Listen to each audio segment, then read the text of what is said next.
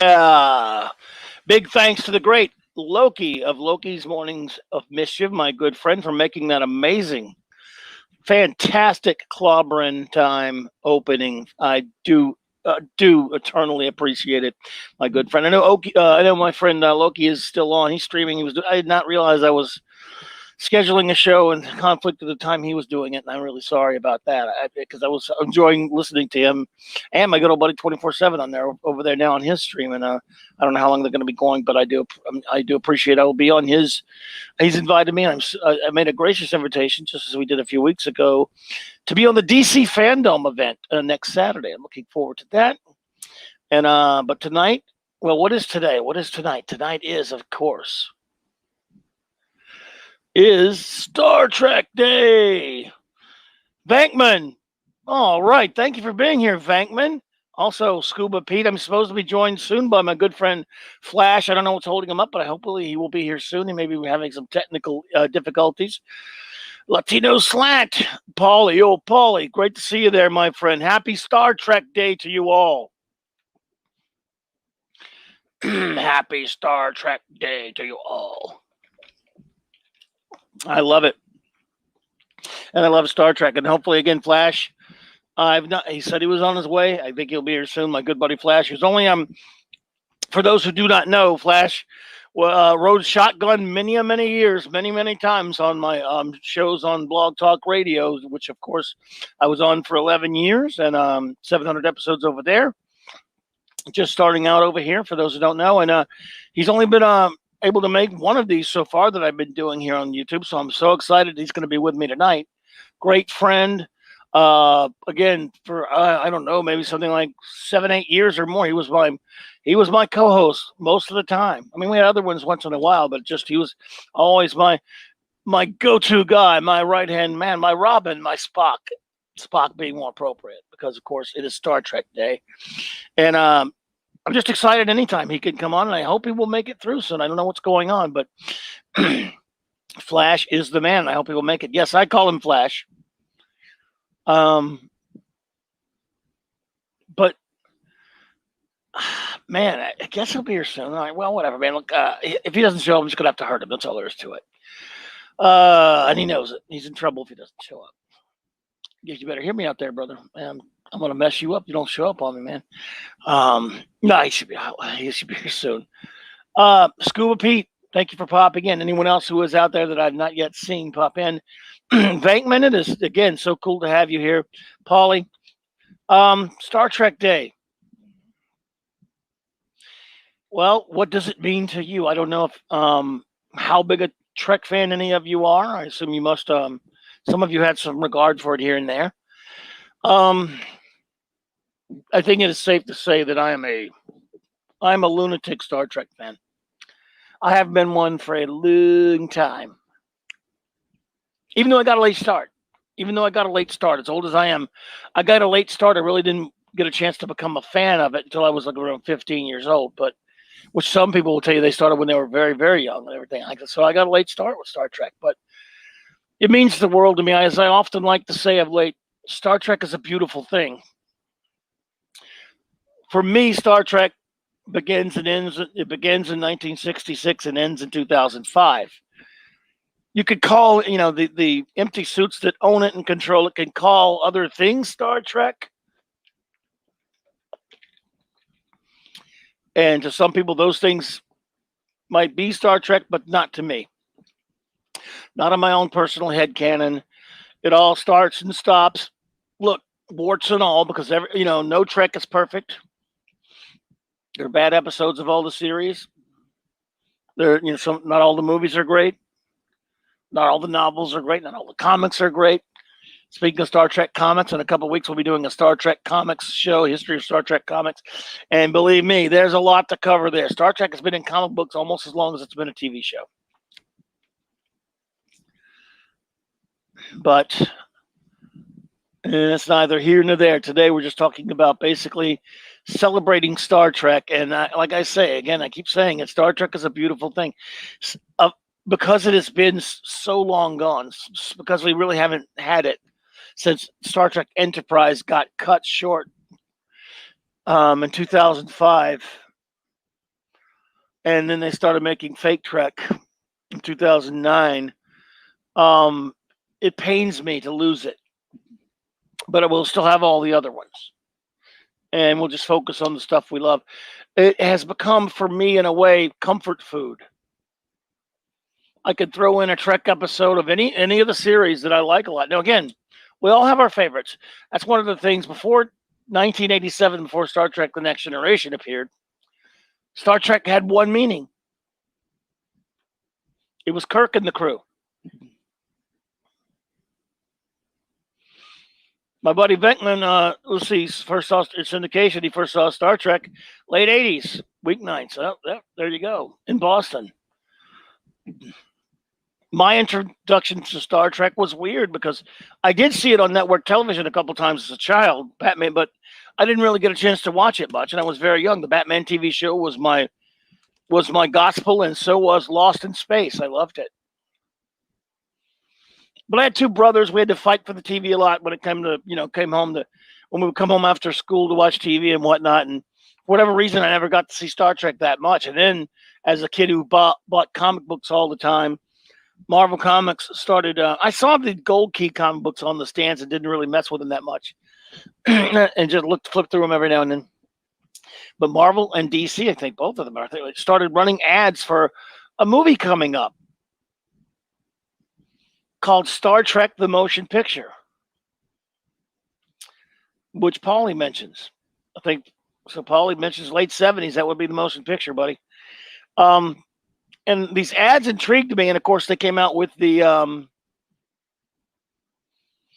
before the film come out. We talked last Saturday, of course, about comic book adaptations of movies.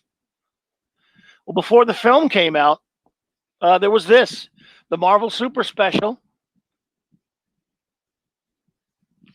Hang on a second. I think we have Flash. Oh, we're echoing. But I got you, buddy. Hey, man. You hear me? You there, bud?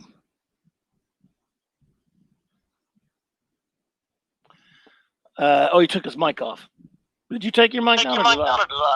Oh, there you go. I think I did it. Hey, man. What are you using? What are you using? You're using a headphones? Actually, on my phone. Hang on 1 second. Because I'm getting a feedback, a big echo. But as long as no one else is hearing, I can learn to deal with it.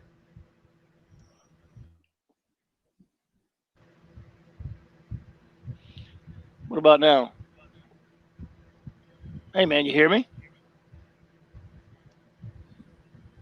Well, while he's working that out. Okay, can you hear me? Yeah. Is it going? Hey, man, you hear me now? I hear you fine, yeah. It's far fainter than it was, so that'll work. Okay. I'll live with it, buddy. What We'll you roll up to, with man? it. We'll Not roll, much. brother. What's up, man? Not much. Where are you at? You not home or? I am at home, actually. Yeah. Okay. Yeah. Dude, I'll send you some headphones to use, man. Never let that be a problem, man. I want to have you hanging out when you can.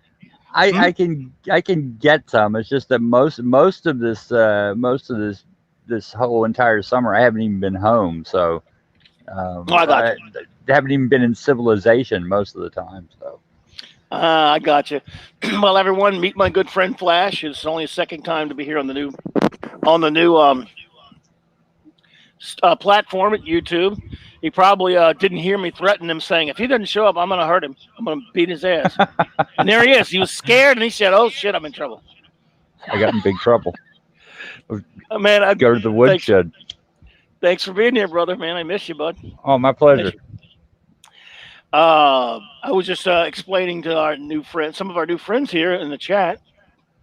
Okay, thanks, Bankman. By the way, again, we're still pretty primitive. We don't have sound checking per se, so I appreciate that. Vimy says we sound good. Thank you so much, Bankman, about that. Our new friend Bankman checked us there. Scuba Pete says, my dad introduced me to Star Trek when I was probably 6 or 7, 1978-ish. I remember going to the theater for the motion picture. Yeah.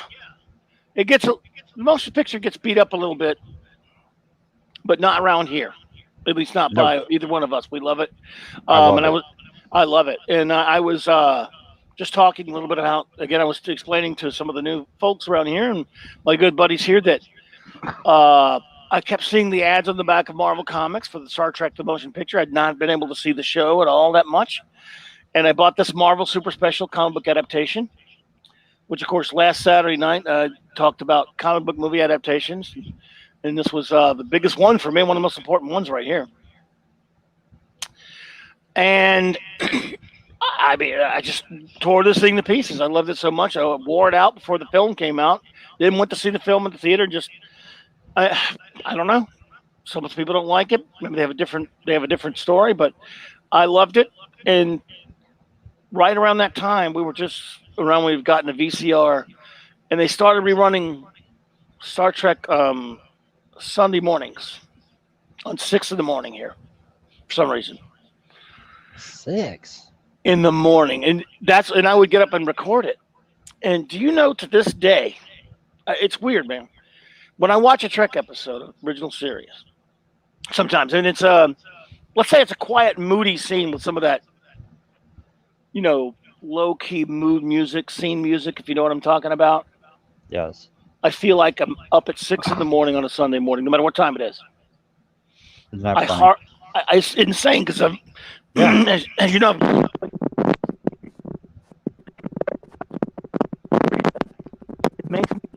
Sunday mornings that I was getting up and recording at 6 in the morning.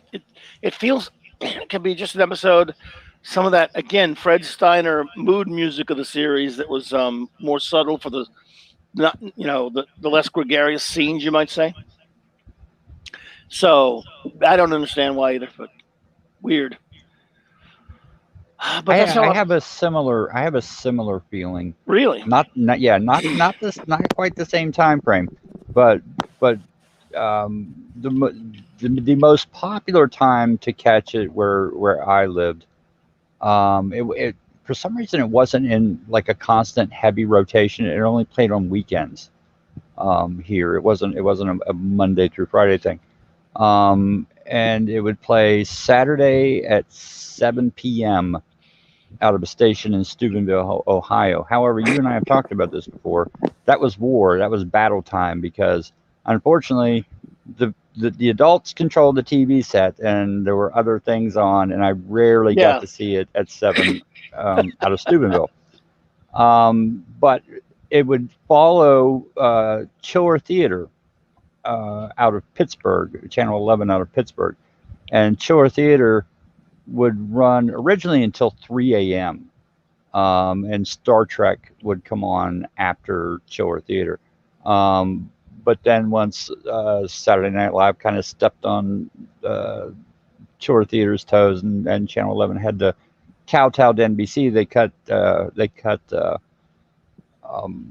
Star Trek to they cut rather Chiller Theater to it used to be double features, and it would start at 11, and Star Trek would like air right after Chiller Theater. But then once basically the NBC threatened Channel 11 because Chiller Theater was more popular than Saturday Night Live to this Pittsburgh channel. They're like, we don't care about Saturday Night Live. This is Chilly Billy. It's a Saturday night institution. We're running with it. But then NBC threatened Channel 11 and said, if you don't pick up Saturday Night Live, we're going to drop you as an NBC affiliate. So they eventually had to buckle and shorten Chiller Theater to an hour and a half. And it would come on after Saturday Night Live. So it would always fluctuate, either 1 a.m. or 3 a.m. or something like that. But it was always late, like the wee hours of a Saturday morning. That's what comes to my mind. Well, there you go. Weird. No, I got you. It's the show sticks with us so much that it's hard to. It digs into our memory, and it's part of our psyche, and that's right. And that's just amazing. Anthony, my old buddy Anthony, hey man, what's up? Good to see you here, man. I started watching it during its original broadcast, and being so young, when they changed its airtime, had to get special permission to stay up watching. Oh, we lost Flash. He should hopefully he'll pop back in. He better not be flashing on me. Well, absolutely. Again, that's one of the things. it's such a story.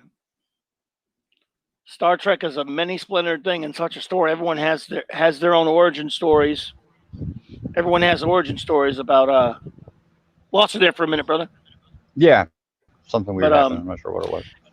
everyone has their own little origins, just like Anthony has it, to how, when they got started. So, and one of the things I would say about Star Trek, like I've been saying, I need it more than ever now. There are people who only like one or two of the iterations. And again, this whole show is about real Trek, nothing after 2005, because none of that's real Trek. But some prefer one series over the other, which I can, it took me a long time because I was a lot younger, but I've learned to respect that. Oh man, Charlie's here, buddy. Hey, Hey, man. All right, buddy. Man, I got a lot of cool old friends popping in here, buddy. It is fantastic to see you. Fantastic. Excuse me there. I had to pop off for a second there. But that's one of the things that makes Star Trek so great. I think everyone has their own. It's intertwined with the events of our life and our memories. absolutely. And Charlie, of course, is a huge fan of both Next Gen and Enterprise. And we'll talk about Enterprise a little bit later because there are a few people. I don't know. There aren't very many of us that. Who was tagging me now? Oh, somebody keeps. Oh, what a perfect time to get tagged on Facebook. Stop aggravating me. Because you can't turn that down. There's no way to turn down the ping. Unless it just dumps Facebook right now. I guess I could do that. Let me just dump it. No, it's really loud. Sorry, everyone. I don't know what the hell's going on here. That's the way we like it. Yeah, that's the way we like it. There we go. Good to see you there, bro. But yes, it's part of our memories, and it's this is something I always say about Star Trek. There are many, many, many wonderful, great shows in the world that we all love. I don't know if there's any show that has reached beyond being just a TV show and is a phenomenon, a philosophy, something that has profound effects on the lives of many, many people over the years. Hell, just in the first 21 years, again, as I said earlier, when Star Trek for the first 21 years only meant one show. Yeah. Before, if there had never been any other TV series, if there'd only been like a couple of movies and it stopped right there, it'd been a shame, but it would have had a lasting and profound effect. The original series would. So, I mean, I'm touting the original series over any other one. It's my favorite. It's the one I love the most. But no, I'm not doing that either. Because I've grown over the years to love a lot of the other ones as well. I'm one of those few. We've talked about this a lot. We're amongst the few that will just proudly admit we love Enterprise because there are a lot of people that don't. And when they do, here's one that is a common saying that aggravates me. Not trashing you if this is your opinion, by the way, or anyone out there. Just saying this kind of just gnaws at me a little bit when people will say, yeah, Enterprise. At least it got better in the last season. And then was... Look, fine, have that opinion. I love the first... I would argue the first two seasons are just as good. Third season, I have some issues with taking a whole arc with the Xindi War, but there's some great standalones in it. And the fourth season does have some great stuff in it. I agree that they were really coming into their own in terms of structure and finding their footing. But I love the first two seasons of Enterprise. I love them. I'll defend them. There's some legitimate criticisms. I still think doing a prequel wasn't the best of ideas, at least for a series, maybe a special one-off movie type thing or something would have been okay, or a TV movie. But I love it, and I love the characters, and I thought it was a great show. And I will, again, a lot of people whom I really respect don't respect that show at all, don't like that show at all, and I just disagree. Just disagree with him. And I know you're a fan of Enterprise. I am. As is Charlie. I remember many years ago, Charlie, we did our top 20. You and I did our top 20 favorite episodes of Enterprise, and I got a lot of blowback over it. Like I got one guy who I'll not name him now, my old buddy from the old Trek Space days, Charlie Fisbin, if you remember him. He wanted to come on the show and do a rebuttal, and I let him come on. Before that, though, he sent me like an email with telling me why we were wrong about our favorite episodes, why we were wrong to like those episodes and like the show at all. He hated the show, hated it. Oh, we won't be forgetting about the animated series. Don't worry, Anthony. But he just had to tell me why we were both a couple of morons for liking the show, which I let him come on. It made no sense. He hates it. And he gave me these real long, detailed reasons why that really didn't amount to much. They weren't really very good reasons. Thank you, Paulie, for sharing that. I appreciate it, bud. But, which is fine. It's fine if he doesn't like it. But I was like, dude, this is just our favorite list. I mean, I wouldn't work. Don't get yourself all worked up over it that much. It's not a big deal, man. It's cool that you don't like it, but what do you care if we like it? I mean, no one even forced you to listen. But, dude, he was one of these people like, man, this show's bad, and I got to make sure everybody knows it. He's worse than me about the new garbage. All I say is it's new garbage and it's not Trek. Aside from that, if you like it, go for it. It's just not my Trek. But I don't, only thing bothers me is it's replaced real Trek, and we won't get any more. But still, I don't sit there and spend a lot of time attacking people who watch that stuff. I just sit around and, when my opinion about it is it's garbage. I just don't, but they can watch whatever they want to watch, But man, people before 2005, Star Trek Enterprise was the whipping boy of Star Trek.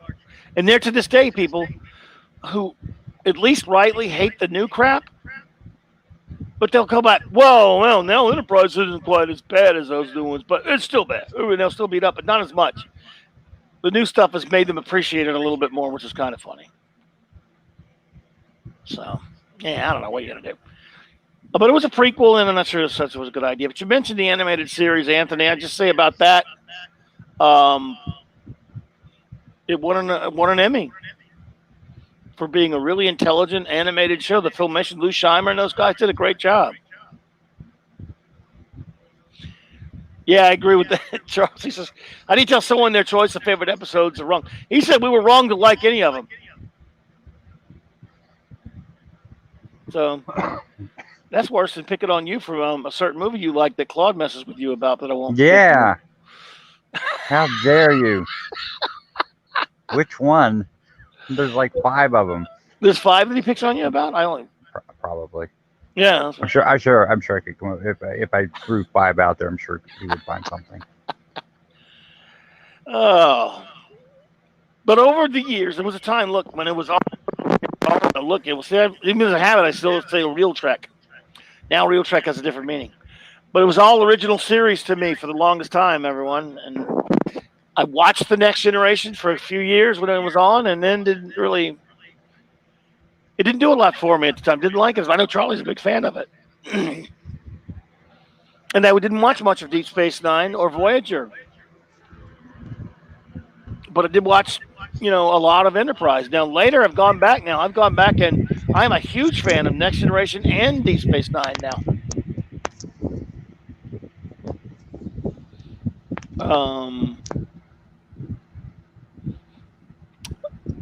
And it's, I'm sorry, I have a little problem here.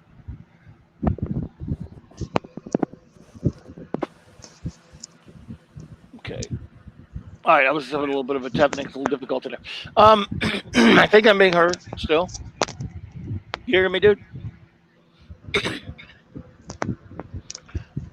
Are we being heard? Are we heard? Yeah, I hear you now. Okay, now I hear you. I'm hearing some background noise there, but I think we're on there. We're good. But now Star Trek means these 6 series, folks, for me. And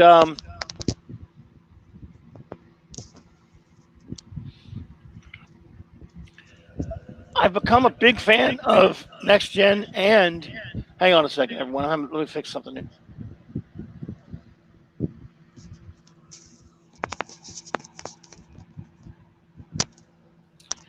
This platform is still so much easier than BTR to do stuff like that. By the way, good God. Sorry, everyone. That time it was me. I was having some throat problems there. Only when you're on. This is even on BTR. It would only mess with my throat and only have problems when I'm trying to do the show. The rest of the day, it's fine.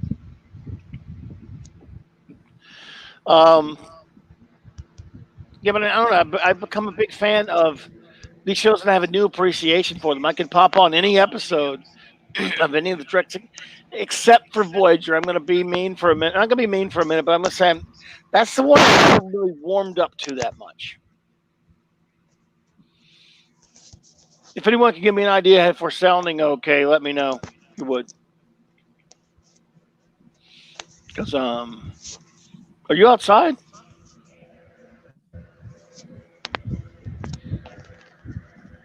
Are you outside, dude, or what? I can't tell. No, I'm trying to fix something. I think I got you. That's cool. All right. Can you see the screen?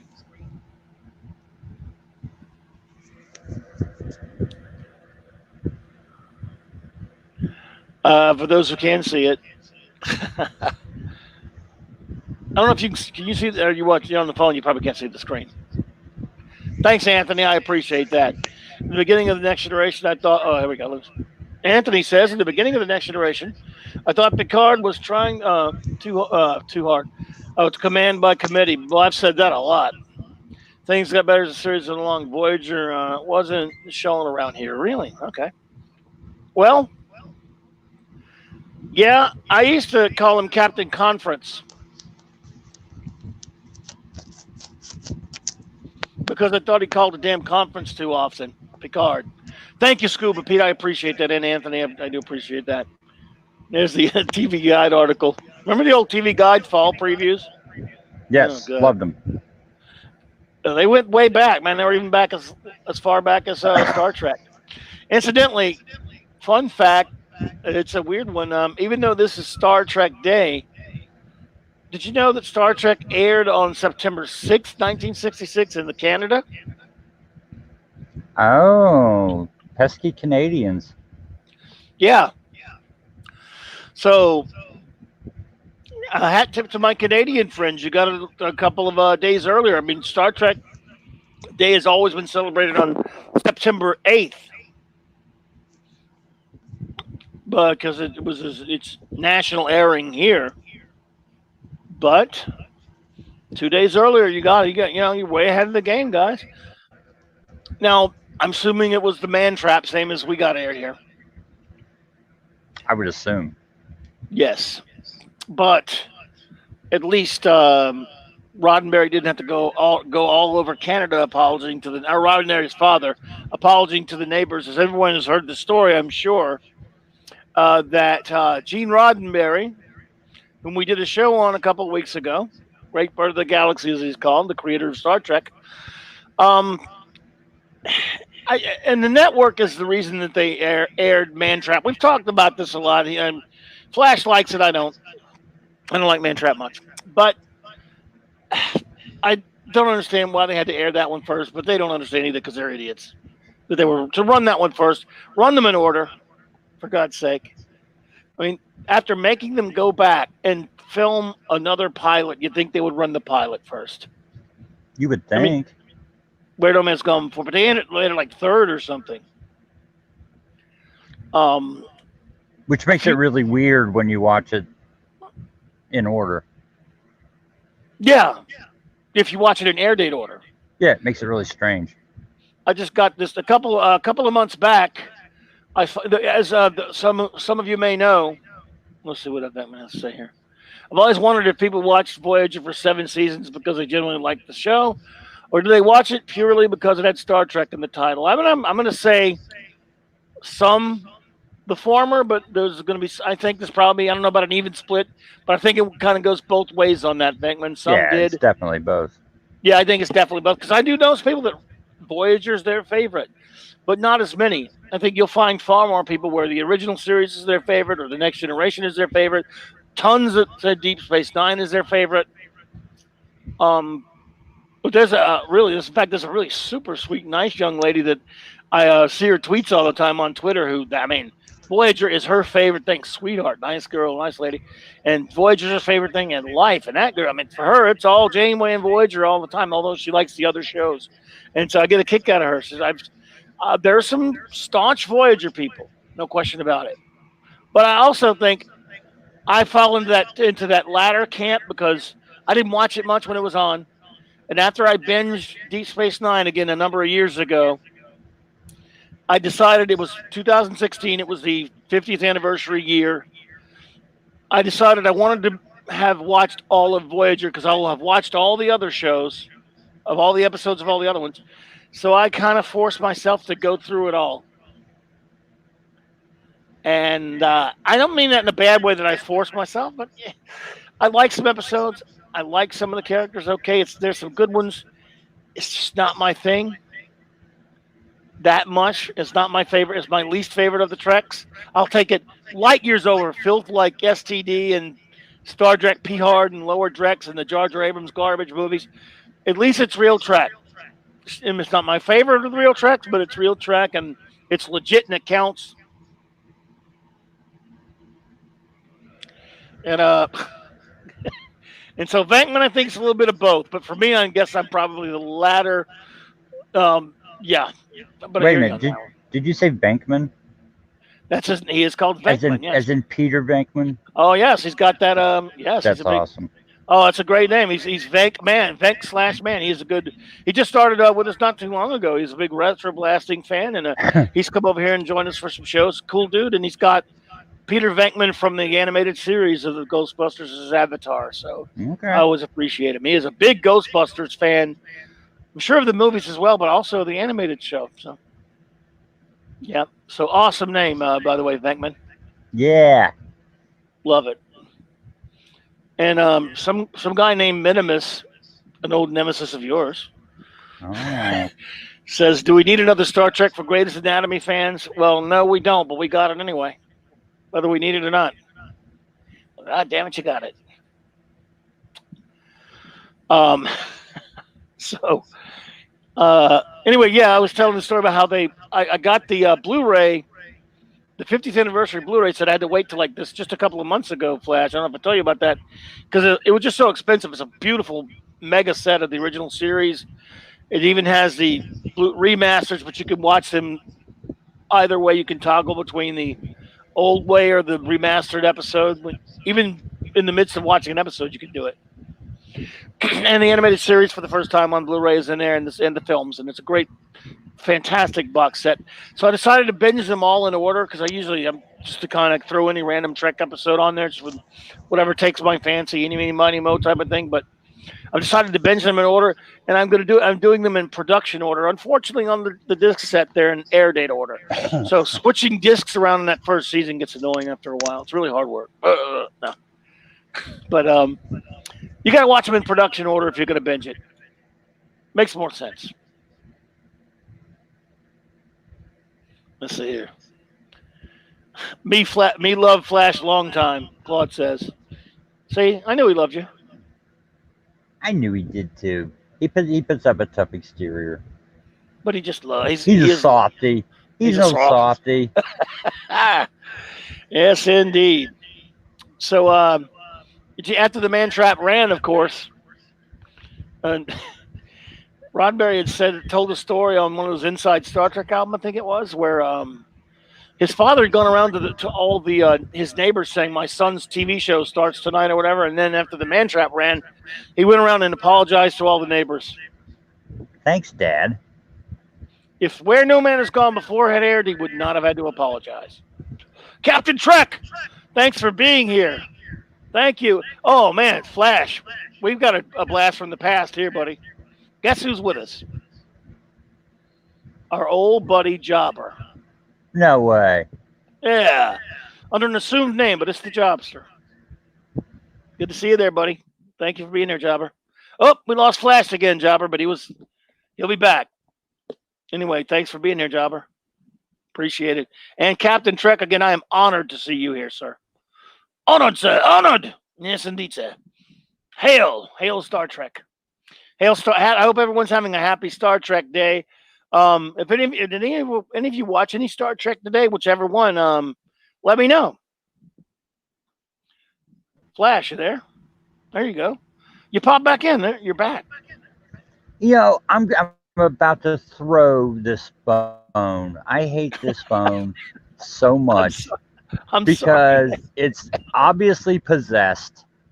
It's possessed by the ghost of someone who apparently, I don't know, died in the restroom on an airplane or something. I don't know. But it just switched to airplane mode, just all on its own.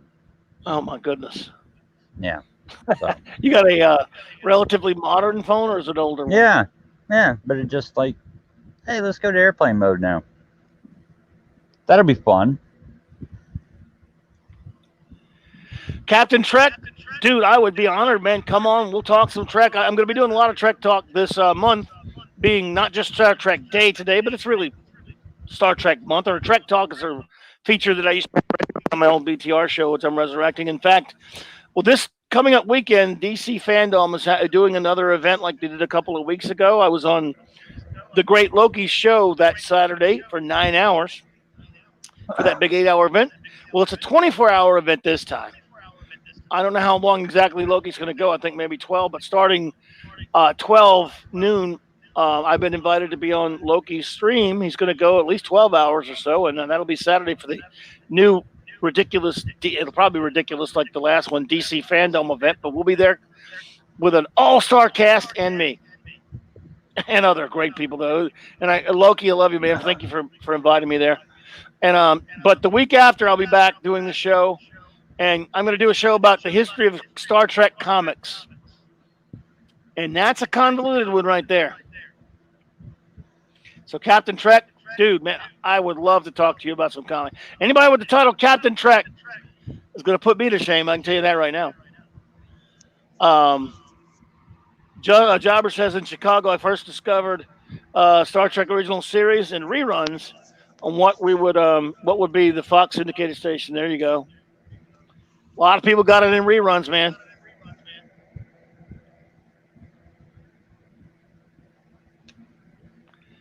Beckman says, I don't get the obsession with broadcast order, at least with TOS. I don't know why they do that. I mean, they could have easily put it in production order that way, but it kind of makes a little more sense to watch it in production order, especially with the character of Spock is concerned, Beckman, I think, anyway. I prefer that, but it doesn't matter that much because it's a great thing about old TV. You can throw random episodes around and do that if you want. Oh, yeah, you know what? Jobber has mentioned this, dude. He said, still waiting for Flash's new top 25 movie list. We ought to get on that soon, though, because that was fun. If you're still game. Still game. I forgot all about that. I'm sorry, Jobber. Got to keep on our ass about stuff sometimes. Yeah, you gotta keep us together. Our new buddy Eastland Burkholder, good buddy of the show. Now, thank you for being here. Watched Star Trek on BBC America yesterday. Yeah, I always thought it was an odd place for Star Trek, but more power to them if they're going to show something good. Better than Jobber should know that by now. Better than Doctor Who. Yeah, Jobber knows us. That's why he did it. He knows he needs to remind our ass. Yeah. He knows that we're a couple of absent-minded folks, old fellers. Jobber. Thanks, Jobber. Stay on us, brother. I was actually working on that list. That's not an easy list anymore. Nag. No, it's not. Yeah, because it's more complicated now. Minimus said I watched Deep Space Nine season 2 episode 25. Chief O'Brien gets kidnapped by the Cardassian story. I think that was called Tribunal or something. I forgot what it was called. There's one when he got put on trial and we learned about the Cardassian legal system. That's an excellent episode, actually. It's really messed up. Cardassians are jerk-offs. You just did what I do. You said What? Kardashian. I say that all the time. Did it say Kardashian? Well, they are named after the first that. Time. Oh, I do shit. it too. Oh, man. Oops. Still got season 3 Next Generation Blu-ray. Got to watch part 1, Best of Both Worlds. Mr. Worf. Fire. They stole that from Blake 7, by the way. That ending of part 1. I thought Best of Both Worlds part one is fantastic, and then part two, I don't know. Rather than end it with a one part, it probably should have been a three-parter. It kind of skimped a little, but it's a top-notch episode. And Family right after it is just sensational. I've watched that one a lot now. Beckman. And if Next Gen in an alternate universe, in an alternate timeline, was on the air right now, Locutus would have been a story arc. It would have ran the entire season. Oh God, yeah. Oh, you're so right. And it would have been really annoying too. Yeah. Really annoying. So right. Good God, modern TV. I can't even watch it anymore, to be honest with you. I know I'm old, but what the hell? There are episodes of TNG that were shot out of sequence. Denise Crosby filmed Skin of Evil before Symbiosis. Oh, really? So watching in production order, she dies in one episode, but she's alive. Well, I get that one there. Yeah, I could see that one there, Venkman. But the character development of Spock is what makes the air date order a bit wonky in the first season. Because obviously they were just figuring out what they wanted to do with Spock. You could tell. The smile eventually went away. Almost like somewhere toward the last half or the last quarter of the first season, he becomes the Spock that he would be for the rest of the series. I mean, the last few episodes. I mean, a lot of, things development. There you go. Here he is. This is Minimus for you. More lists, please. I dig a lineup of good, bad stuff. He's always got to fuck with us about the lists. I know. He's a listophobe. We'd be disappointed if he didn't, though. True. Yeah. Listophobia. It makes the world more fun. Yeah. Oh, dear, oh, dear. Star Trek II, The Wrath of Khan. I saw it 8 zillion times in the theater in 1982. And it never gets old. If it's a film that, no Trek gets old for me, though. Even crappy episodes that I thought were crappy at one point get better now. Bad stuff that comes out now makes old stuff look better. I'm sorry. I think it really does. But Wrath of Khan, man, it just... God, I can't even count now how many times I've watched it. Maybe it's up there with like the Empire Strikes Back and Superman the movie for movies I've watched the most of my life. And I should have counted them at some point. I don't know. Bob Peak, weird poster there. So yeah, man, my early formative years for Trek are those early '80s and stuff like that. I just love it, and I've changed so much. There was a time, man, when Trek this was all it was for me. It was the original series. It was the original crew. They'll never be topped for me, but I really have grown to appreciate the other ones. I've heard a lot of people say, I don't know if you have yet to sit through. I don't know if you've sit through the horrid Star Trek Picard. I have not. Picard, lucky you. No, I have not. But if you were a fan of that character, I tried. Don't do it. If Yeah, you're a fan of that character. I bailed after I think the second episode. I'm like, there's nothing here for me. Lucky you. Even if you have not watched it, by the way, I recommend highly the Red Letter Media review of Star Trek Picard, which I've heard that CBS don't like much because they're huge, Red Letter Media, and I love them. And Red Letter Media, not only did they rip it to shreds brilliantly, there's about the last 10, the last 10 plus minutes or so of Red Letter Media's Star Trek Picard review is one of the most touching, tear-jerking homages to Star Trek I've ever seen, because their whole point is how bad, how horrible the Kurtzman bad reboot secret outhouse trash is and how it's not Star Trek. And after dissecting the show brilliantly, he gives us kind of a little, a heartfelt montage showing all, showcase, touching on all the Treks, the real Treks, and talking about how Star Trek represents a world that we'd all like to live in. And he was showing how people, how this show has inspired fans in their lives to, from just cosplaying the characters or building Star Trek rooms in your house, collecting the things they collect, dreaming about. Again, you watch it and you get lost in that world. You want to live in that world. Sure, it's not always perfect. Sure, dark things happen sometimes. No one says there's not darkness even in real Trek. But if you watch garbage like STD or P Hard or the Jar Jar garbage, you don't want to live there. It's a dystopian thing that's like, look, you can make good science fiction with dystopian futures, but that's not what Star Trek is about in its heart and soul. That's not what it's about.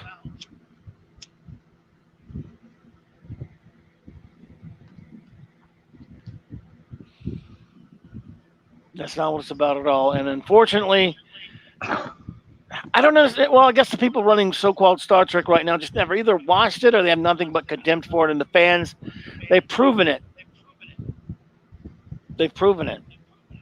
And on Star Trek Picard, I've heard a couple of people say that now that those who've sat through it, when they watch it now, or excuse me, when they go back and watch the Next Generation now, the character's tainted or ruined for them. I see that, but that doesn't happen to me. I'm gonna be a nice guy here. Go for it. I'm gonna be the devil's advocate, and I'm not condoning anything that's going on with Star Trek right now, but I guess I'm trying to make a little bit of sense out of what's going on. Go for it. Star Trek has always played very well when it is a social commentary on what is going on in the world. Bear with me. The original series touched on the Vietnam War and racism and I mean, you name it. And like you said, there was some very dark stuff in there. One of the darkest moments in the original series for me is Imbalance of Terror. It's very dark. When Spock, whose logic says they must not be allowed to escape alive. They must not be allowed to make it back to their home world. That's dark. That's some dark stuff. Like you said, there is some darkness in Star Trek, and sometimes there's a little darkness in the characters. That's okay. That's fine. But and I'm playing devil's advocate here.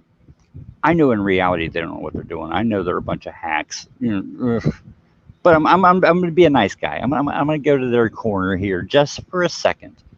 And I think that they're like, well, let's comment on what the world is today. However, all they see is the bad stuff. That's all they see. That's all they're fixated on. Yep. Just what's bad. What's bad. What's horrible right now. And they just don't see the good things going on. There are good things. You got to look for them, but they're out there. And when you're consistently dark, if every episode of Star Trek had just played the same note, meaning the original series had just played the same note over and over, and let's say it was always the Vietnam War, because that was the height of that was the time period. Let's say that 7 out of 10 episodes focused on the Vietnam War. Then the other 3 focused on civil rights. Who wants to watch that? You know what I mean? No. Pick your hills you want to die on. Hey, let's do an episode this week where we really want to speak out on something that we feel strongly about. But don't do it every week. And don't do it with such a cynical, twisted, depressing, sad, clickbait type of mentality. What sells? Clickbait. What sells? Violence sells, and darkness sells, and misery sells, and agendas sell. You can't do that. You cannot do that. Now that's maybe a devil's advocate saying that's what they're doing. What they're really doing is they're a bunch of hacks who couldn't write their way out of a paper bag. Well, But I'm going to play devil's advocate there. But even though I know I'm no, I going hear you. way out on a limb here, No, you're right. you're one dimensional. You're a one trick pony right now. The people in charge are one trick ponies. Like you said, Enterprise. Enterprise did a really dark storyline. And they did a commentary. You know, let's face it, when the attack happened on Florida, they killed Tripp's sister. That was an allegory for 9/11. Yes. But they didn't dwell on it. I mean, there were some lighthearted episodes thrown in here and there. That was just the overarching, it was just the story arc they were going with for that season. But they didn't forget to have a little fun sometime, to have a little hope. They just don't want that. They don't want that, and it's depressing. Whoa. We lost Flash again. We'll get him back. In the meantime, Venkman says, after everything that's happened with the Snyderverse, boy, do I hate that myself. Disney's so-called Star Wars. Sorry, I edited a little bit. And how much that stuff has angered me and broken my heart. Me too, man. I don't want to go through that with anything else I love again. And I've gone through it with those that you mentioned. Snyder, I'm definitely on the same page with you. I mean, the Snyderverse and stuff, Bankman, and Star Wars, Star Trek, Doctor Who, Marvel, DC, the comics divisions. All of it's been torched and ruined for me. All of it. So I've had my heart broken so many times by all these things, and it's pathetic, and it makes me sick. In spaceship, you need to trust the B person next to you and the Z person, and hope that is human integrity. The new Trek makers do not believe in that. No, you're exactly right. Good on you, Scuba Pete. Don't blame you one bit. That's the right way to be.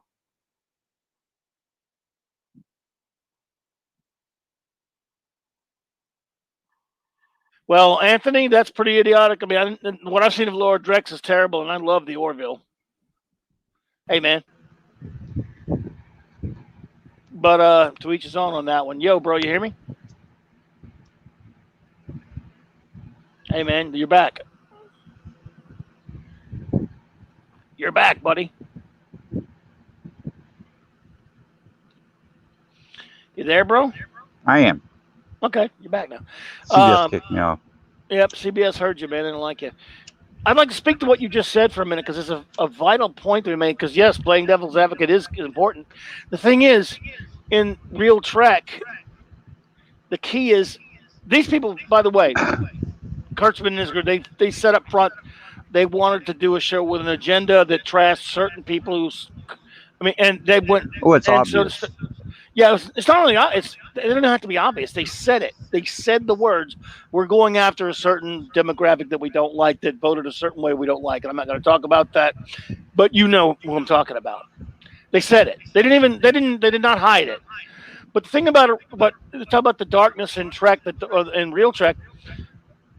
In a private little war, it wasn't the Federation that was having the Vietnam problem. It was another planet. Right. The Federation, for the most part, certainly not perfect, even in the later Treks, Starfleet, not perfect. They have their problems. But when they dealt with these things like you're talking about, war, Vietnam War analogies, or allegories, or what have you, or drug abuse, whatever it was mankind in Roddenberry's vision had evolved beyond most of that kind of stuff, and it was all outside of the Federation they were dealing with. That's why they were going out into space and encountering these things. So he used the science fiction concept of other planets, other worlds, other civilizations to talk about these things. But mankind had gotten beyond most of it.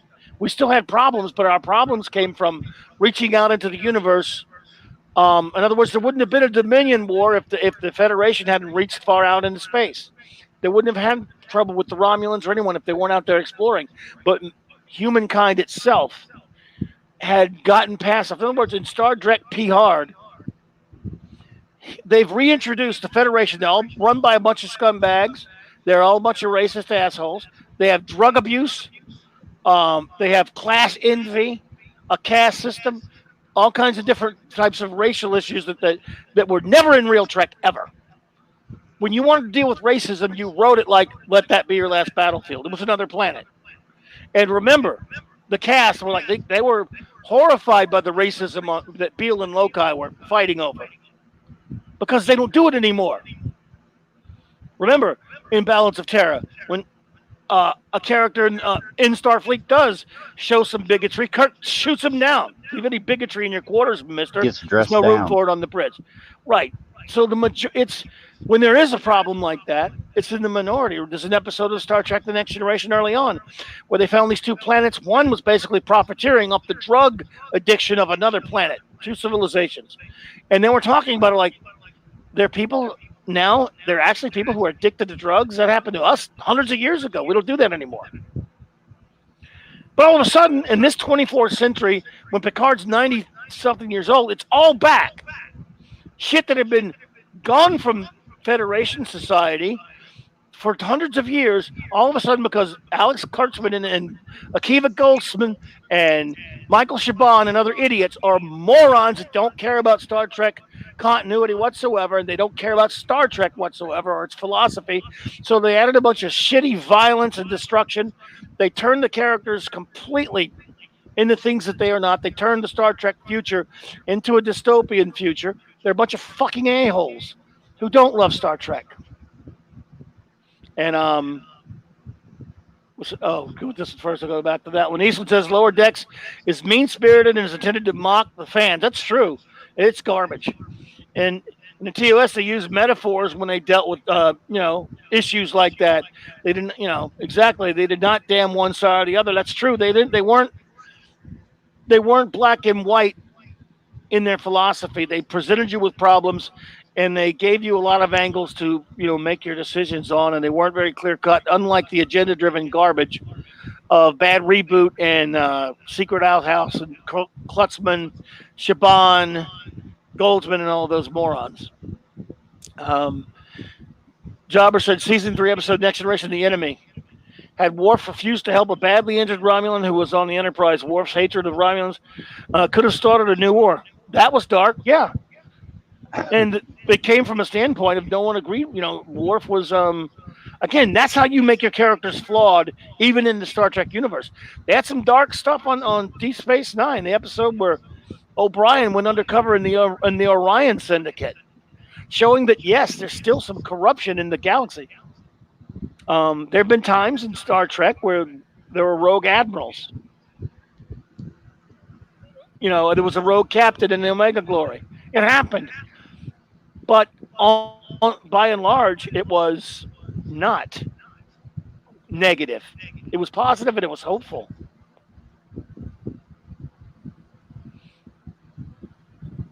And by the way, Captain Trek, absolutely, man. You name the time, I'm there. Or you come on here, I would love to, dude. You know your Trek. So I don't know, man. I just think that they don't understand Star Trek. They just every time one of these idiots comes up and says, "Well, you guys are moaning about the politics of Star Trek. Star Trek's always been political." I would argue that it's always been philosophical, not political. There's a difference. There's a subtle difference, and I don't think people get that. Maybe that's just me.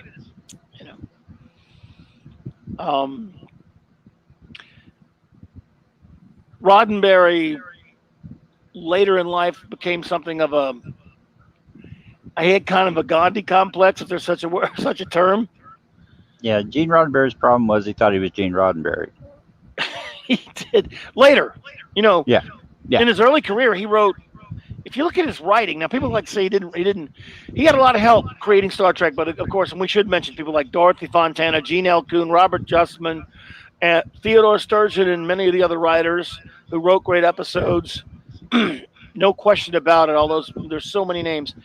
Lucille Ball helped get the Lucille Ball rolling with the show, if you will. He had a lot of help. There's no question about it, but still, Roddenberry did create it and deserves that credit. The thing is, if people criticize his writing, I would say he did help write a lot of Trek. He also wrote like 20-something of the best episodes of him, what in my opinion is the greatest TV Western of all time, Have Gun Will Travel. And this was a guy who was a war veteran and a cop. So, it's not like he was a pansy. Later, yes, he kind of started. I don't know, toward somewhere in the 70s when the cons started happening and people started sending him letters all over the place and treating him like, the Dalai Lama or something. He kind of bought into it a little bit, I guess. And he decided he wanted to take the conflict out of Star Trek, which doesn't really work. You got to have it. Next Generation suffered from that a little bit early on, but you could criticize Rick Berman and Michael Piller and some of the other ones, other people all you want, but I think they carried on Star Trek very well. Had its faults, but I think they did a good job on a lot of it, and I take them now in a heartbeat.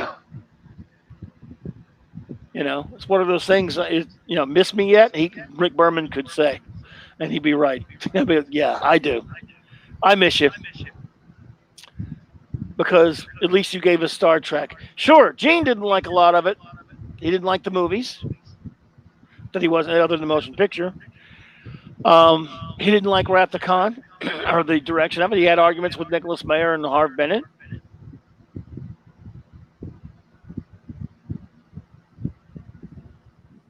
Let's see here.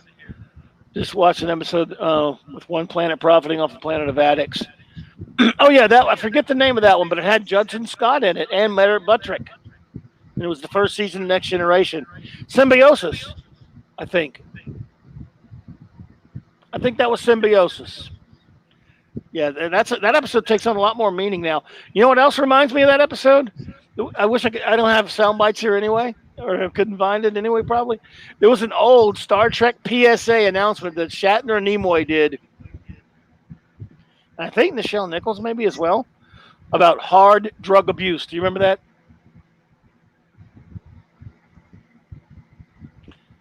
Anybody remember that? Do you remember that, Flash? You there, buddy?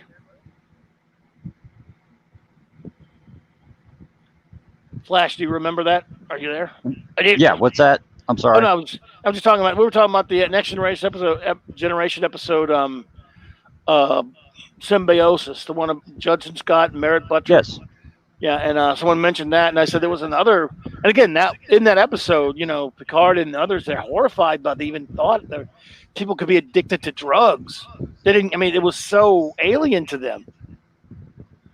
And it reminded me. I was just mentioning. Do you remember an old PSA that Shatner and Nimoy did about hard drug abuse? No. I have it somewhere. You could find it online, probably. It was a PSA for the radio. Oh, yeah, on the radio. Yeah. Okay, Yes. yeah, I do remember that now. I'm down on the surface of the destroyed barbarian planet now, Captain. What do you see, Mr. Spock? He said, it seems the inhabitants of this planet are suffering from something called hard drug abuse. Their minds are dull. Their limbs are it basically talks about what it was. This had to be mid-70s. It's a pretty funny to listen to, but it is reflective of the Star Trek philosophy. Even in Kirk's time, people didn't do that in the Federation.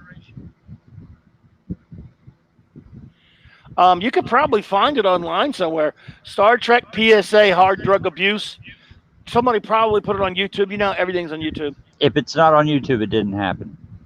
Oh, well, I have it. Tex gave me a copy of it years ago. That's what I've grown to realize. If you can't find it on YouTube, you imagined it. It never happened. Because there's some things on YouTube. I'm like, how the hell did they even save this? Yeah, no, you're right. However, and this one probably is on there. But one thing I did not know about that Venkman says, I know there was an animated PSA with Shatner and Nimoy and Takei about population. Now that I don't remember. I don't think I may have. But if it's out there, I mean, I'm not saying I haven't seen it. I just don't. It doesn't ring a bell. So could have got by me. That one could have got by me. But yes, anyone just gets a chance to go look at YouTube, Star Trek hard drug abuse.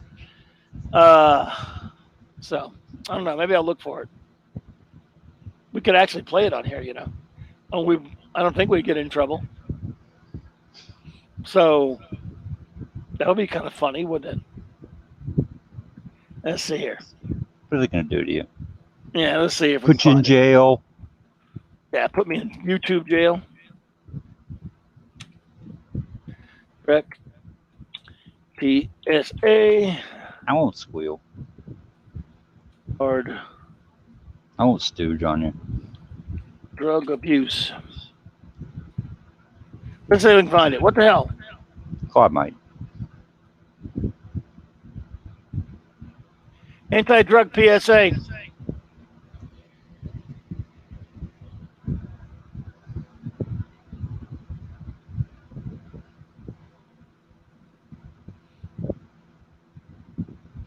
If I can get the sound going.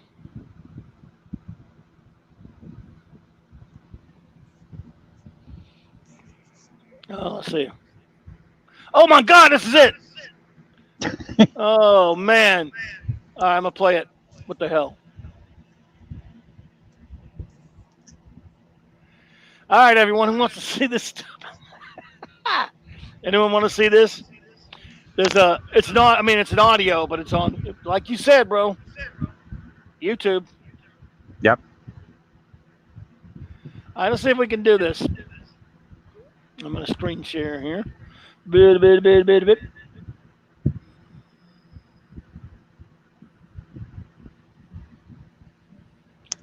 All right. Let me get rid of this. There we go. Look. Okay. Tell me if you can hear this.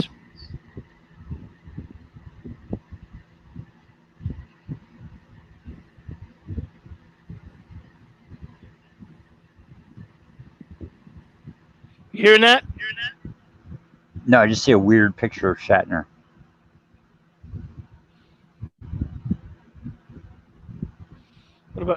What about now?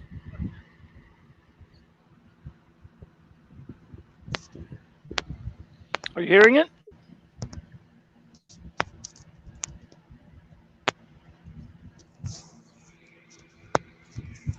You're not hearing it, are you?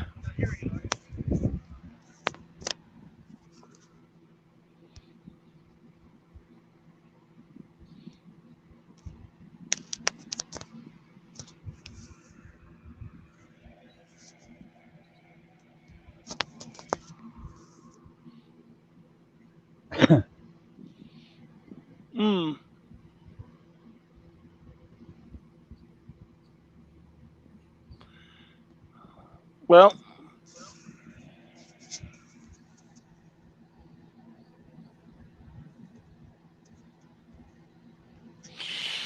Well, oh, wait a minute now. Here we go. Let's try it again. Tell me if you guys can hear this. Tell me if you're hearing it.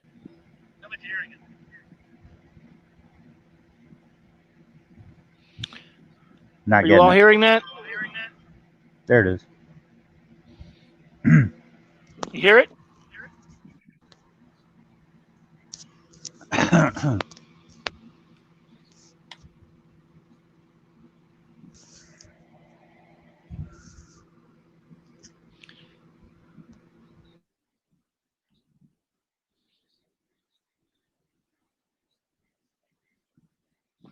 Oh well.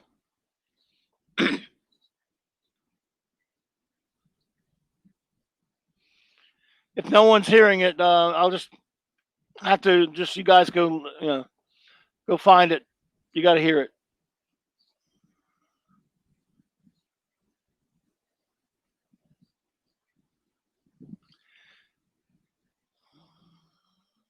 Oh man. Well, I'm sorry.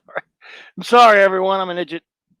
You can't hear it. I don't know what's happening, but no, well, it's not there. Sorry about that, friends. But you could definitely find it. All you got to do is put Star Trek PSA hard drug abuse, and you will hear it, and it's worth it.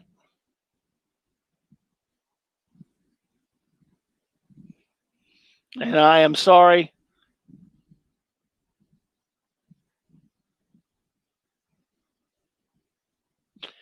that I screwed that up.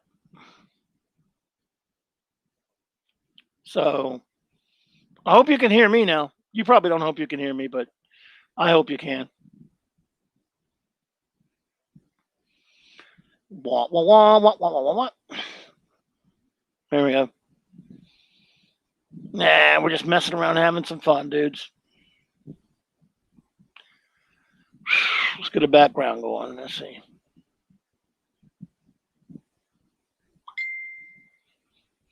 I'm being hailed. Let's see here. All right, everyone, hang on. Being hailed here. Maybe Flash can't get in. Okay, Flash had to take a hiatus. Sorry, everyone. He's having battery problems, my friends. So let's see here. Sorry, everyone. I messed it all up. You hear me? Good. Thanks, buddy. Yeah.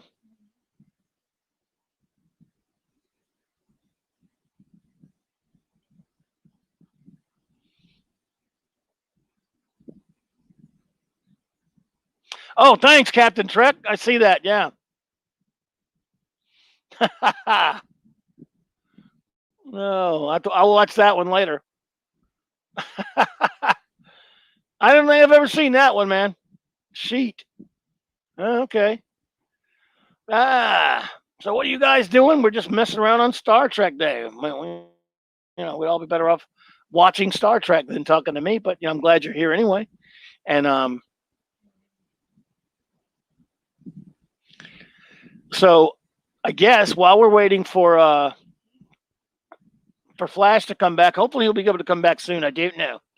I want to ask everyone first, anyone who's here tonight, I want to know, because that's what we're here. We're here to talk Trek, man. What is, anyone here, tell me your favorite of the series and then give me your favorite episode. But give me your favorite series first. And if you say Discovery, I won't even be mean to you. I might egg your house, but there'll be nice eggs. No, I'm just kidding. So if you say Discovery, it's fine. If you say Picard, it's fine. If you say Lower Decks, it's fine. Just tell me why. But I'd like to know everyone's favorite. So give me your favorite of the series. This is my favorite episode of the series.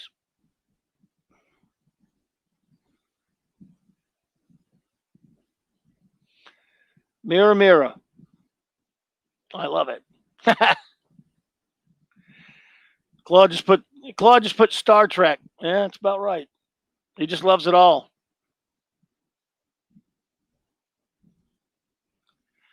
Yes, it is. Hey, Captain Trek, man, if you want to jump on, let me know. We've never talked before, but I can send you a link if you're game.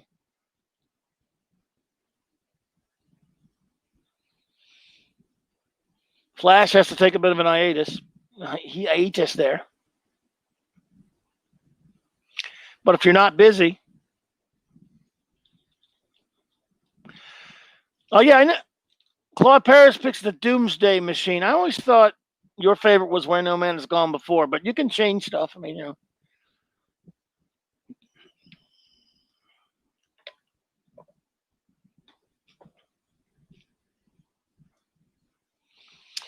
Mine's Mirror Mirror. Doomsday Machine is mine is in like the first forum.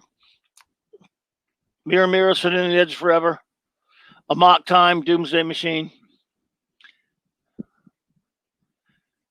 All right, man, I'll send you a link. Meet new people. That's what Star Trek's all about. We haven't. It will be cool to meet someone new who I've seen. It's about. I guess that should be the right link. That link should work. I don't know what's wrong with it. Let me know if that link's any good. It looks weird. Let's see. So my buddy Jobber loves the Next Generation. Just kidding. Oh, there he goes. That's Captain Trek. So yeah, Q Who. That's a great episode. Captain Trek. Hello, how are you doing? Hey there, man. I love the nickname, man. I love the name there, Captain Trek. That's more Trek than I got in my nickname. Welcome. It's an honor. I know we've bumped into each other in a few chats every now and some of the streams of some of our buddies. Oh, absolutely. Yeah, man. Happy Star Trek Day, sir. And happy Star Trek Day to you. Uh, Uh, you know, go I, for it. what I find funny is that, yeah, there are people that are now arguing over, what is Trek.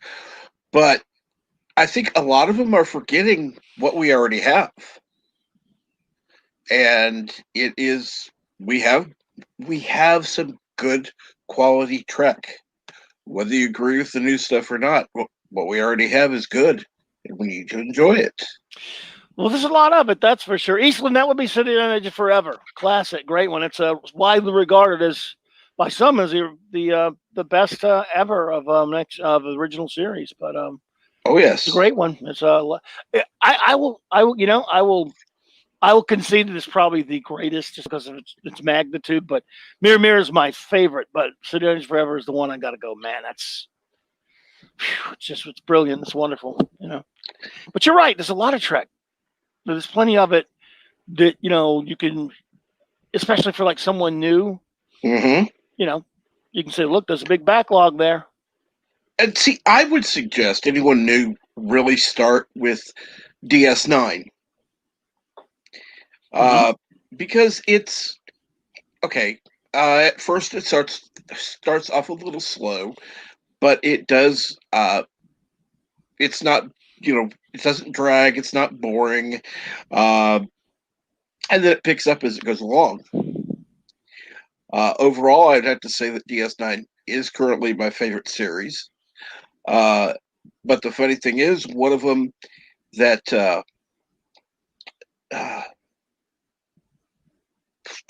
one of the episodes I really like are uh, what is it called? Trials and Tribulations. That's my favorite one. My favorite, and I love DS9. That's my favorite one, man. For silly, sentimental reasons, if you know what I Oh mean. yeah, absolutely. I love how they were able to seamlessly put together uh, scenes from the original series and yet still, make it feel real, like the characters were actually there at the time. We have a very special guest that just popped in, and I am honored. The wonderful Bionic Belly Button, and I will not jump Doomcock's do the knee because I could not do it like he does. But Bionic, there you go. Yeah, but Captain Trek did it. Bionic Belly Button, beautiful lady. Thank you for popping in so much. And you said you love DS9. Watching it now. I watched one today. I love it as well, and I'm a late convert to it. Bionic. By the way, Venkman, but let me get to his statement because he said he's always been a dyed-in-the-wool classic Trek fan. For me, proper Trek begins and ends with TOS. All the other shows from TNG to Enterprise is fine, but it's not my Trek. I got you, brother. A lot of people are that way, and I was that way for the longest time. I was that way up until in the 2010s, really. And then I don't know what it was. I went and started watching. I watched some of the others, but when I went back and binged Deep Space Nine all the way through around 2016 because I hadn't watched it as much. And now I'm just a fanatic for it. I mean, I'll always love the original better than anything, but I love Deep Space Nine. But dude, I totally get you there, man. And again, without that, there would be no Trek. Love the original. Exactly. The original is the one that started it all, and without it, we wouldn't have Trek as we do today. No, and you got to start somewhere, and it did. And I for the longest time, back when Next Generation was first airing, and I did watch it. There were so many people coming out just trashing the kind of dumping on the original in favor of Next Gen a lot, and it used to put me on the defensive as a young fan. And I was like, look, I like this thing okay too, but how dare you? How dare you? I didn't like it that much. I didn't like them doing it that much. I didn't blame the show, but as time has gone on, I'm very, very old now. Looking back, I do love Next Gen, and I do love Deep Space Nine, and I don't even mind Voyager that much. I have watched it all, and I don't know if you heard at the beginning of the show, like Flashword and I were talking. We're a couple of those weirdos that actually love Enterprise, and a lot of people don't, but I do. Right. And Beckman says, Piece of the Action is his all-time favorite episode. I know Oh, someone who also absolutely. says that. I love it. That was the first one that I saw. No matter how many times I've seen it, it always brings back to when I was a kid. Sir, I love that one. I love that one. And but yeah, I'll defend. Dude, I don't know about you. I've had to defend Enterprise to so many people, and I mean, there were some bad love it. episodes. There were bad episodes of all of them. Enterprise. Well, yeah, all of them. Yeah. But I mean, there was that one where I can't think of his name right now. Got pregnant and he had nipples on his arms. I mean, it was so utterly ridiculous. But the series as a whole was good. Yeah. I mean, you could point out individual episodes of any series and go, "Ooh, not good." When Enterprise first aired, I was one of these. Again, I was not all that big on some of the later Treks at that time, and it was 2001 when it first aired, I believe, or 2000. Mm-hmm. 2000, I think. And so I'm walking out the door to go to work. The old VCR sitting there, and I was like, I don't even want to watch that thing. And then I walk back in, and I just set the recorder. Let me watch it. What the hell? Maybe from right there, I liked Broken Bow. I liked the characters. I think my favorite thing about Enterprise, more so than its stories, which I think there are many good ones, is I really like the characters. And I was not a Scott Bakula guy. I'll be honest with you. I didn't like Quantum Leap like a lot of people do, and I respect that. But, right. And my previous wife at the time loved that show, and I was not allowed in the room while she was watching Quantum Leap because I couldn't shut up making fun of it and dogging it and stuff. So I was not allowed in the room. So when I saw the Quantum Leap guy, come on a Star Trek show, I don't think so. And now I love him. I think he was fantastic as Archer. Oh, absolutely. And in fact, at first, when I started watching it, it's like, oh, great. It's, Sam, well, where's his hologram? Where's Al? Which, yes, I find funny. You actually do end up getting to see the actor who played Al in the episode. In one episode. Yeah, Dean Stockwell was yes. on the Suliban episode. Oh God, I can't remember the title at the top of my head. I'm bad about that. But yes, and that was kind of cool to see that people who were fans. There were like 3 shows that went back when we were married in the 80s and 90s. And yes, I'm old.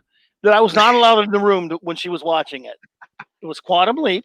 Mm-hmm. There was the 80s Beauty and the Beast show with Ron Perlman. Sorry, I'm a dude. What can I tell you? And I'm a big comics fan, but I hated Lois and Clark, and she loved it because I thought we called it the Harlequin Adventures of Superman. Forgive me, folks. I was young. I was not allowed to go in the room she was watching it because I was a complete a-hole about it. And you're all going, no wonder you're not married to her anymore. But yeah. So anyway, but yeah, that was dumb aside there. But let's see here. Oh yeah, and Balance of Terror, love it. Absolutely, and I have to agree. With Bionic Belly Button as far as Space Seed, that was really one of the ultimate original series episodes. Because without that, you wouldn't have Star Trek 2. And it would have gone on as it did.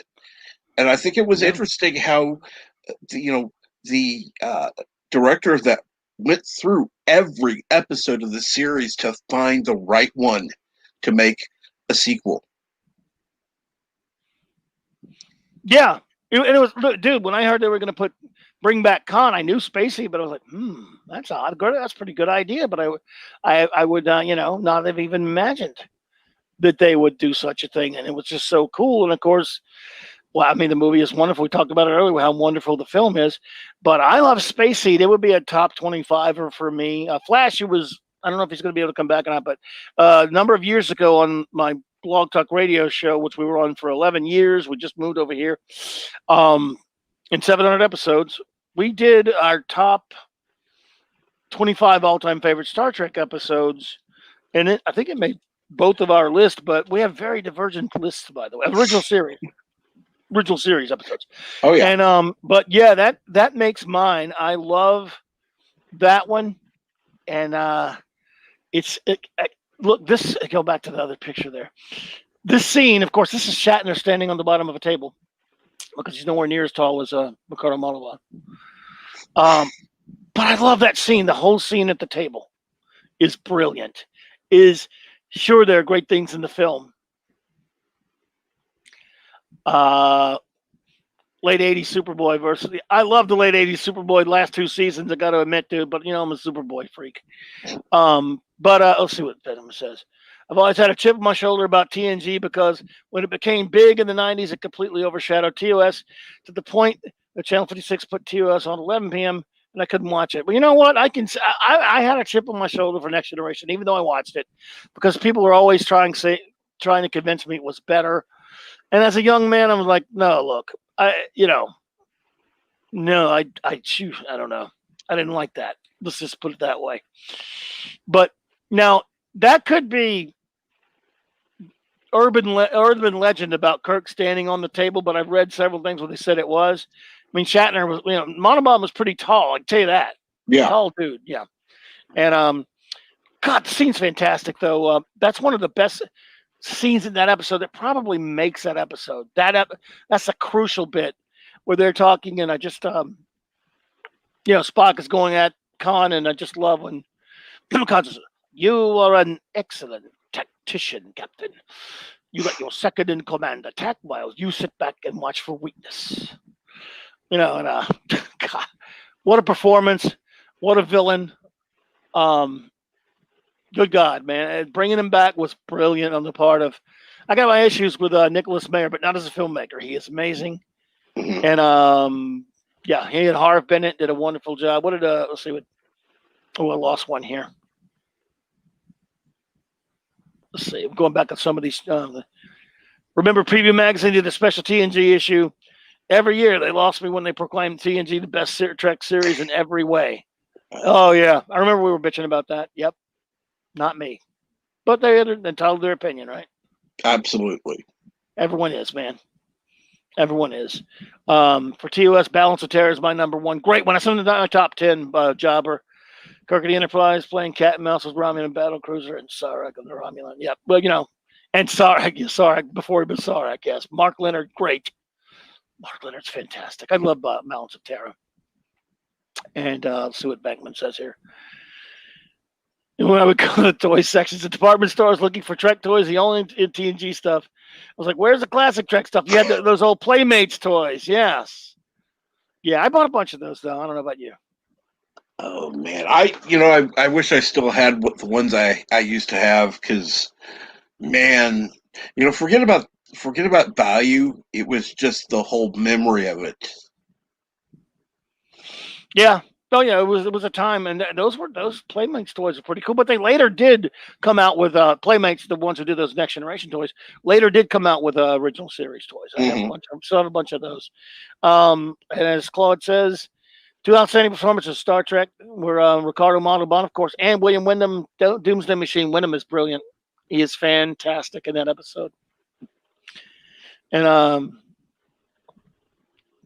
love the Doomsday Machine. It's in my top 4. I mean, it's just phenomenal. I can hear the music right now. So, yeah, we caught up on some of those. Well, Bionic Belly Button, do you have a favorite episode of and what's your favorite series? I know you love Deep Space Nine. Anyone a favorite episode? It could be from any of them. DS9. I mean, again, you've watched. I take it, Captain Trek. You're a fan of all or most of the shows. I am a fan of what I call Generation 1 and Generation 2 Trek, which would be everything from TOS to Enterprise. Okay. Gotcha. I would call Generation 3 Trek anything that we have basically past 2009. That's what I call in name only. Star Trek in name only. That's what I call it. And that's what I'm being nice, man. And when I started this show, I started as a war against the Jar Jar Abrams movies and such. But it's a long story. But that's what how the show started in 2009 when I started it. That very week, in fact. So Beckman said, we really didn't get a resurgence of TOS much until the mid 2000s. Then it felt like TOS was getting well, yeah, but they did have a lot of playmates was before that, and then I was at the McFarlane. I have the Enterprise figures of McFarlane. I think it was or Art Asylum. I think I have the Enterprise bridge set and all the figures of the still. No, I think I ought to send that one to Doomcock. See what he says about that. Which one? What Bionic Belly Button says about the TOS. Spock's brain is the bestest ever. Oh my! When we did, we also did our top 10 least, worst episodes. That after we did our top 25 way back when, and this is maybe 6, 7, 8 years ago now. But I put Spock's brain at the top. I can't remember what Flash did. I put at the bottom. Right. My number. It's my most hated episode. Now you can make a case that the children shall eat, or isn't there truth? No, is there in truth no beauty, or Mark of Gideon, or worse? You know why I think Spock's brain is the worst? Why? Ever. Because it's that one episode that, and again, it's sort of a scenario that doesn't always apply, but you can say, and see, we know you're kidding, by the way, Bellingham.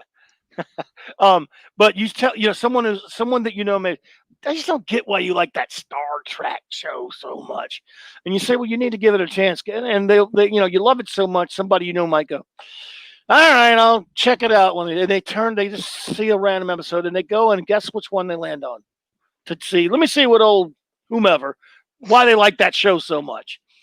Invariably, they're going to land on Space Hippies, the way to Eden, or they're going to land on Spock's brain and go, what? And they, may as well be watching The Great Vegetable Rebellion. Yes, I know it's Lost in Space, but so yeah, it's just embarrassingly stupid. In my opinion, yeah, because you know what? If we can't, you can't criticize the new ones if you're not fair enough to admit that even your favorite ones have some clunkers. Oh, absolutely. And I do think one of the problems with the third season was the decreased budget. True. And I do think that the episode suffered for that, like Spock's brain. Absolutely. Bionic Belly Button says Arena is cliche, but I love the fight with the Gorn and the underlying story. It's a great story, even if you don't like the way the Gorn walks around or looks or whatever.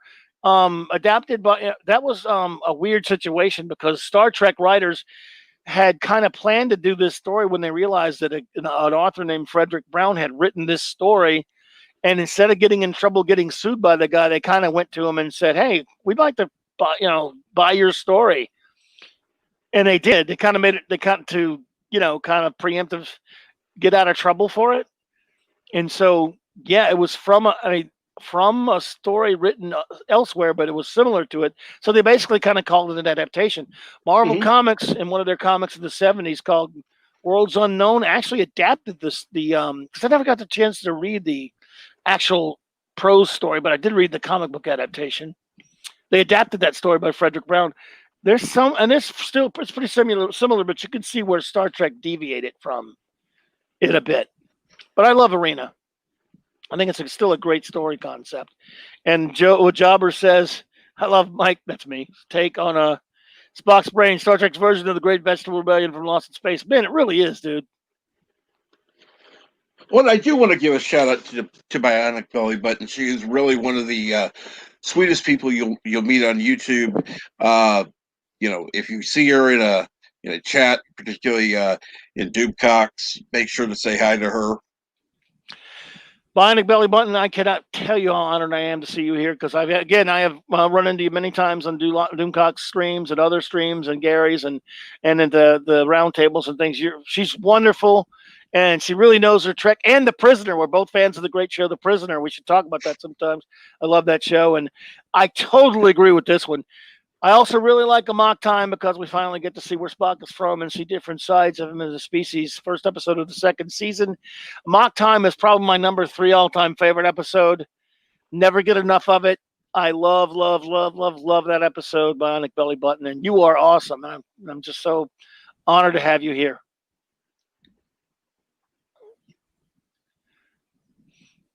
Spectre of the Gun was written over a weekend to replace a rejected script. It says Minimus.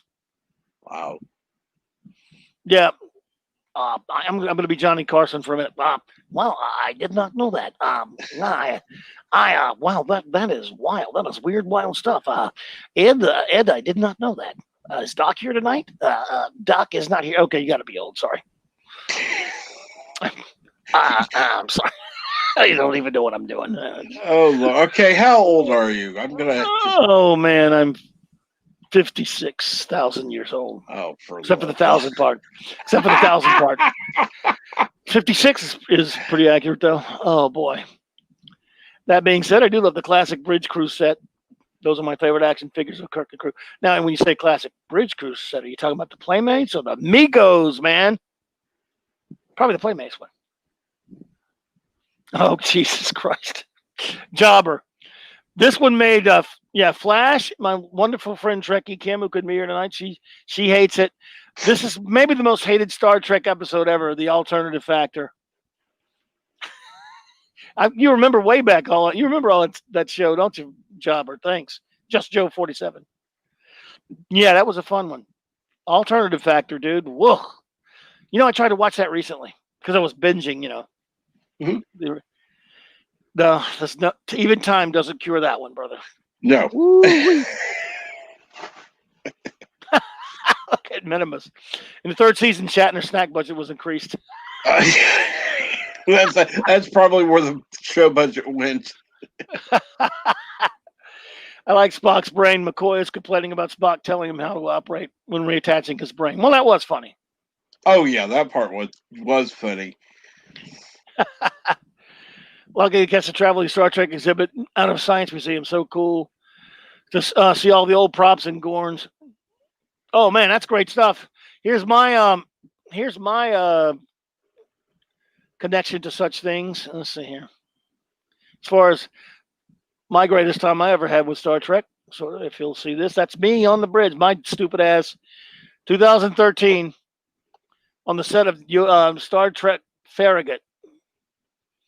The fan film Farragut. I don't know if you're familiar with it. I've heard of it. I haven't seen Starship it yet. Farragut. Yeah, I'm kind of like, I'm not big on the fan films that much because I'd rather watch the show, mind you, but I really admire them. This was, I love the Gorn looked, honestly. I love background stories. I'm learning so much. Well, yeah, that's excellent. I do like background stories as well. We got what they had is they rebuild all the sets for their fan film, and they had like a little special mini con one day. Mm-hmm. This was near Jacksonville, Florida. And I drove like 10 hours and went on the bridge. I mean, I went on the whole set. They had the whole set, dude. I felt like I was in 1966 walking around, and I got so many pictures, good God. And everybody got to sit on the bridge and go into the transport room and all the different, the whole time you just got to walk around the set. And the only other thing they had other than the Enterprise corridors and the sick bay and Kirk's quarters, let's see what else they had. They had Jeffrey's tubes. I walked up to a Jeffrey's tube, and there was a beautiful young lady standing next to it telling me about it. And she said, I'm here because Matt Jeffrey was, what was Jeffrey's first name now? I'm forgetting. Jeffries, of course. Mr. Jeffries, who created the designs and everything for the original series, was her uncle. Cool. And this set was beautiful. This was the Farragut, but it also doubled as Star Trek Continues as the Enterprise when they used it sometimes. They also had the shuttle set and the Romulan bridge from Imbalance of Terror. And you could really tell that is obviously higher quality than they were able to use in the original series. But they stuck with the jelly buttons, which is really gave it that honest to goodness real feel of Star Trek. Because the jelly buttons were oversized. Yes, indeed. Let's say, he said, Beckman, Playmates. Oh, you do have a couple. I have a couple of the Migos as well. Let's see here. Plywood paint and colored lights, TOS. Yeah, well, man, these sets were beautiful even close up. Dude, I was going insane walking on those. One of the greatest days ever, man. And yeah, I did see the Smithsonian and the Enterprise of the Smithsonian back in the 80s. I wish I could find those pictures. The original Enterprise before after it got rebuilt up because it got kind of messed up. Right. It had like tape on it or whatever. I love the Corbomite maneuver. It's one of my top. It's probably a top 10er for me. Bionic Belly Button. I love it. Remastered or not remastered. Of course, the remastered's kind of cool. They did some fun stuff with it. Clint Howard. How can you not have love Clint Howard? Baylock. Brilliant episode. Well, it's obvious Bionic Belly Button has great taste in Trek. I can say that much. Absolutely. Oh, thank you, BB. I appreciate that. That was fun times. Again, everybody got to sit on the bridge and everything and stuff. But man, dude, I went nuts with the pictures. I had an iPad at the time, whatever, and I took tons and tons of pictures, man. And I still got them. I love them. And I go, man, I wish I could go back. Now there's a setup in Ticonderoga that James Cawley has. I don't know if you're familiar with it, if you've heard of it. No, I haven't actually. And it's I don't know. He does. Shatner's been there actually a couple times on the bridge, and it's a bigger set. It's pretty much like that. It's his set that he used for his Star Trek, I think, you can go there to it and everything. You just got to go up there. I don't know if it's like regular, I know he gets a lot of people there. So in other words, it's a regular tourist event type thing, and I would love to go to that. Oh, that would be wonderful. Yes. Yes. Oh my God, dude. Because you feel like you're on the ship. It's just amazing. Let's see. They had the transporter room as well. They had a bunch of these sets there. So I'm sure Cawley has all that stuff too. I love Star Trek. So I say this all the time now. Star Trek is a beautiful thing. Right now, because I'm so old, I don't really like modern entertainment that much personally. I don't watch many new shows. People tell me something's really good. I need my old stuff. I mean, I just feel better watching old stuff. There's some old stuff with some new stuff that's kind of okay. Corbomite, just don't set it off. And by the way, I love that he used the Corbomite maneuver twice. He used it in one of my favorite episodes of The Deadly Years. But so yeah, man, I just Star Trek makes me feel better. Oh, I popped absolutely. in an episode. Yeah, I mean, and now, dude, it could be Next Gen, it could be Deep Space Nine episode. I do like some Voyagers. A lot of Enterprise episodes that I've watched over and over again. Mm-hmm. It's funny because I was. This is something I've talked about a few times on other channels, but last April, I went in for some emergency surgery, and things didn't exactly go well. So Oh man, yeah. But while I was in the hospital, they had BBC America, which would have a couple of days a week where they would be running Star Trek episodes all day, and they'd go through the different series. And I would just sit there and I would watch. It was just so relaxing. It is relaxing. Yeah. Sorry, and I wasn't needing the pain medicine as much on those days because I could relax. I'm hearing you there, man. It relaxes me now. I mean, I don't know what it is. A couple of weeks ago, I had enough people on my ass to watch Umbrella Academy because I'm a big comic book geek, And I'd read a little bit of the comic before, and everyone, you gotta watch. And I was like, yeah. And so I finally broke down and I watched it, and it was okay. I'm not trashing it or anything. It was all right. I mean, it's an entertaining show. The modern type aesthetic, all television shows, and the way they arc all their stories, and the way they do their little cliffhangers, and stylistically, they're all the same now. Yeah. They don't appeal to me that much, even though I'm admitting it was okay. I'm not trashing it, but it's just not the same, especially of an old show. They had an arc on Deep Space Nine, but it didn't flow through all of the episodes. Some of the greater ones are standalones, and then and I think that worked well. Whereas Next Generation and the original series, there's no real arc at all, and that's also I like short stories. It's just like when it comes to Batman. My favorite iteration of Batman is Batman the Animated Series. They're short to the point stories. Whereas a lot of Batman comics are these long, a lot of comic books in general are always these long story arcs where they write for the trade paperbacks and things like that. And I'm not saying everything should be a short story. Great sagas are wonderful if they're really good, and arcs are great. But I really appreciate the closed, shorter story. I think it can carry a lot more impact sometimes. Just for me personally. Right. And I think the other thing is that, a lot of times a long, drawn out story can kind of be a detriment because people aren't necessarily going to be interested in watching the whole thing.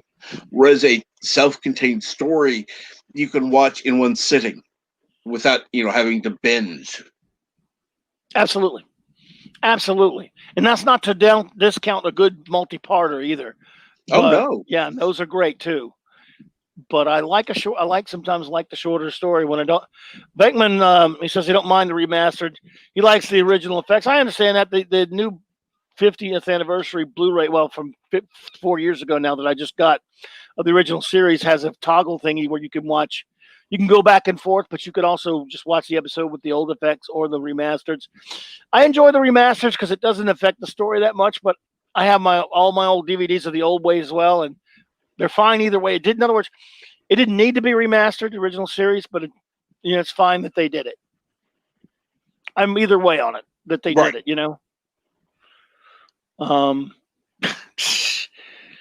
They missed a spin-off opportunity. Baylock and Bailey, attorneys at law. A better spin-off even than Gary 7 would have been. Oh my! I wonder how that would have turned out. I'd have watched it. Again, the new IDW Star Trek comic on Star Trek Year 5, they brought back Gary 7, and of course there have been some books as well. But I'd have watched that show. Questor Tapes is sort of that. I don't know if you're familiar with the Questor Tapes. No. Gene Roddenberry created a pilot for a show that he wanted to sell in the mid-'70s, which did not sell. But it's called the Questor Tapes, and basically the Gary 7 character is actually an android created by an alien race, but his memories get screwed up because he's supposed to guide the human race, that sort of thing, similar to that story, starring Mike Farrell and Robert Foxworth. It's a really good pilot. I love the Questor Tapes. Basically, Data is based on Questor. If you can dig it up, and maybe even on YouTube, watch the Questor Tapes. Anyone who has not seen it, that's one of Roddenberry's 4 different pilots. We did another one called Spectre with Leonard Nimoy was in. Leonard Nimoy and Robert Culp, I believe. Then he did 2 called Genesis 2 and Planet Earth, which were two together. But the Questor Tapes, if you get a chance, if you have not seen that, you might enjoy it. I liked it. It was pretty cool. And it should have been a show. It would have been a good show, I think. I like what Bionic Bellbutton says. They both work. I think she's referring to the long stories of the short ones. Doctor Who was great for having both short standalone stories and arc throughout the season. Yeah, and I'm sure you're talking about the RTD and the Moffat ones era. That's true. Bionic Belly Button. He managed to, and Buffy did it well as well. Some shows managed to do that very well, to have an arc and have your standalone stories. They don't really know how to do that anymore, it seems. Dan Geister. I just found, oh man, my old buddy Dan Geister. What's up, man? Clobberin is live now. Yeah, I'm live. We're live now. We're live now. They're live now. I've yet to see the full series of original Trek. I have the Blu-rays right now. Well, that's good. No excuse to check. Yep, no excuse. You have no excuse, sir. You must watch it immediately, or there will be repercussions of what I cannot even explain because I've just made it up. I don't know. Watch it, or I shall destroy you all. Or just you got to watch it. It's cool. That's probably a better sell. Probably the better way to approach that, wouldn't you say? Oh, absolutely. Unless you're, Harvey or somebody like that. Yes, I can't even dare to try the Harvey voice. No, Doomcock is the voice expert. That man is too talented. That man is just a dynamo. Oh man. But yes, there we go. Scuba Pete, Star Trek, Battlestar, Buck Rogers. I can watch it. I mean, that I just. I'm no offense to those who love the new Galactica and stuff like that, because a lot of respectable people really love it. I just adore the original Battlestar Galactica and Buck Rogers. They're not up there like with the sophistication of Star Trek or anything like that, but they're so much fun, and they're kind of just especially Galactica. Galactica really is bonanza in space to me. I mean, not just because of Lauren Green either. I'd never considered that. You're right. Well, you know what I'm saying, in the sense that it's more of a wholesome Western, like a family Western type in space, rather than, a more of an adult science fiction series that Star Trek is. Yeah. And I love it. And it's a great cast. I mean, I love the original. Man, we should have got 3 seasons out of that instead of Galactica 1980. Oh, Lord. That'd have That been was cool. a mistake. Yeah. Well, no, there was one good thing. There was one good thing out of the entire 1980 series, and that was the motorcycles. Yeah. Those were, I would like one of those. Yes. I even thought the pilot was sort of okay. And then, other than the Return of Starbuck episode, which was great. But TNG had the story arc about why most everybody looks similar. The story arc about ancient races seeding the galaxy of future. Yeah, it was a thread that they had a couple of times, but it didn't like overtake anything. But you're right, Anthony, that is true. And Bionic Bell Button says that the original series is on Hulu. It's also on Netflix. If you're a Netflix kind of guy, Netflix has them all on there.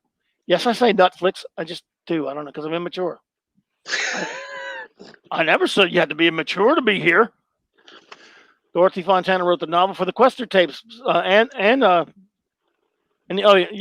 know she wrote the novel for that. I know you have the novel. Man, I don't think I have that. Damn it.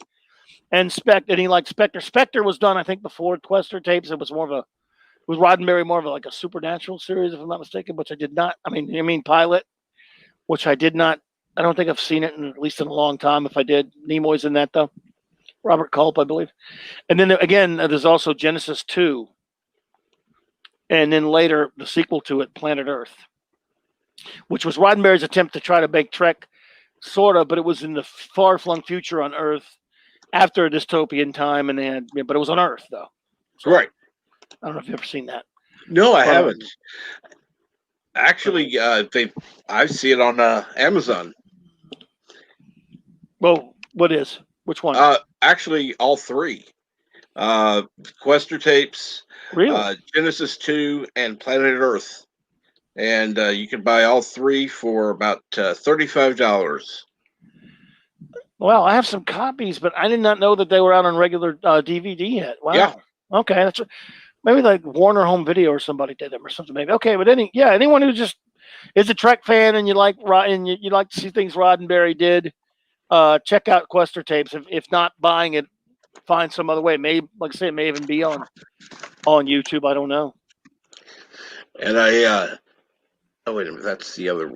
Oops, my bad. Yeah, there you go. But see, Questor is definitely Data. Data's really based on Questor because Questor's programming gets messed up and not to give you any spoilers or anything, but in the pilot, and he's trying to learn how to be more human. And the Mike Farrell character, Robert Foxworth plays Questor. Mike Farrell character is his guide, trying to make him learn how to be more human and such. So there's a lot of Questor in Data. Venkman, I don't know why they don't alternate. Like MeTV could air TOS with the original effects, and then HI could air HI. What is HI? I'm not sure what HI is. Okay, there's the correct link in the back room. They could allow all the remastered episodes on the original effects. They could show all the remastered episodes, and then well, like I said, on this new Blu-ray set that I have, the 50th anniversary one, Venkman, you can toggle between the two, or you can watch it any way you want. You can watch the old way or the new way. Wow, so, I like that. Yeah, sometimes if you just want to like see what it looked like before, just to compare them, you can do that.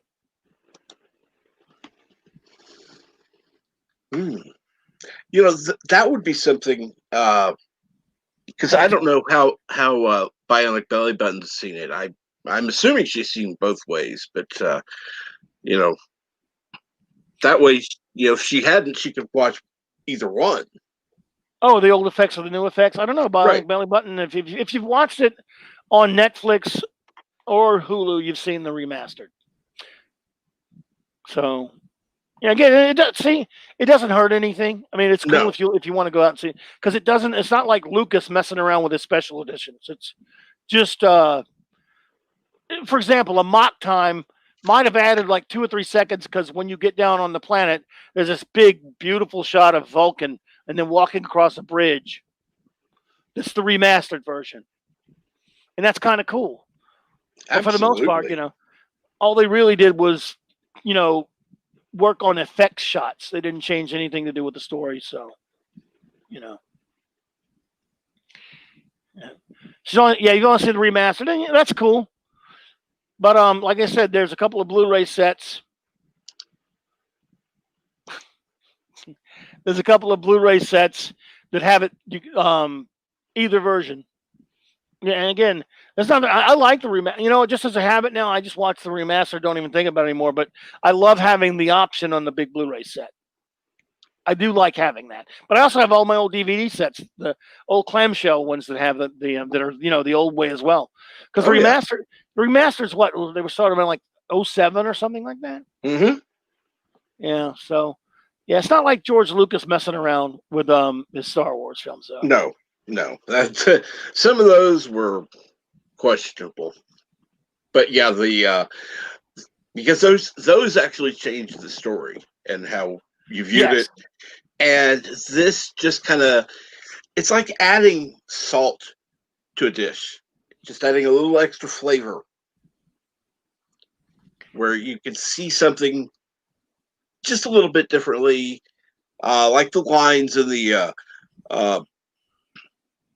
shuttle bay. The lines on the floor don't really make much of a difference. It doesn't impact the story. No, it doesn't at all, and that's the good thing. I almost use that pick as my screensaver. Which pick would that be, are you referring to, Bionic Belly Button? I'm not sure. Let's see. Is there anything offensive to the special edition of Star Trek compared to Star Wars edition special?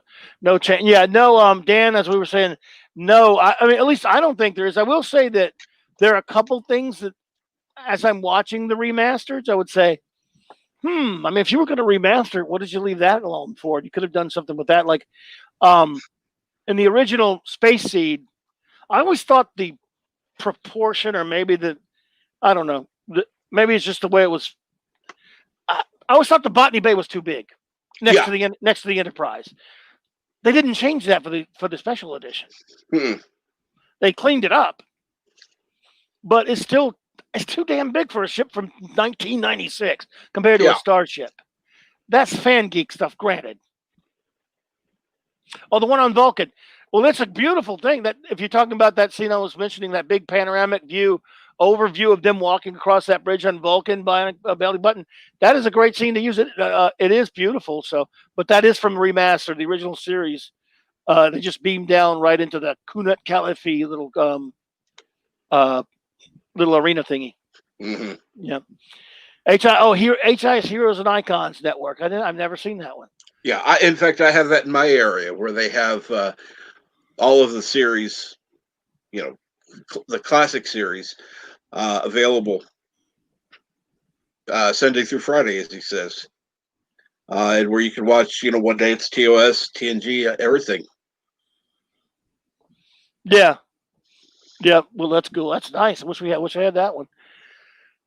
Had all the original Trek on DVD. When I saw it was finally on Blu-ray, I gave my Puppy Dog Eyes, and she got the Blu-rays. Yeah, I love Blu-rays, man. It took me, like I said, today, of course, is the 54th anniversary. That Blu-ray set that I got a couple of months ago was from the 50th anniversary. Big, beautiful Uber set of Trek original series with the animated and the movies and all kind of cool, fun stuff, bells and whistles. But I waited till it went down cheap enough a couple of months ago because it was a little bit on the pricey side. Right. Do have the TOS Blu-rays as well as the original DVD sets from 2004. My original VHS. I still have all that too. I think I still even have all my. Just like I still have all my old Doctor Who video VHSs, unless I gave them to Claude. I don't know if I did. I still have all my Blake 7 VHSs, unless I gave those away, and I still have them. But yeah. I still have a bunch of VHSs, but who doesn't, right? Oh, I definitely do. Definitely do. Yeah. There's nothing to play them on. Yeah, I've lost my VHS players. Yeah.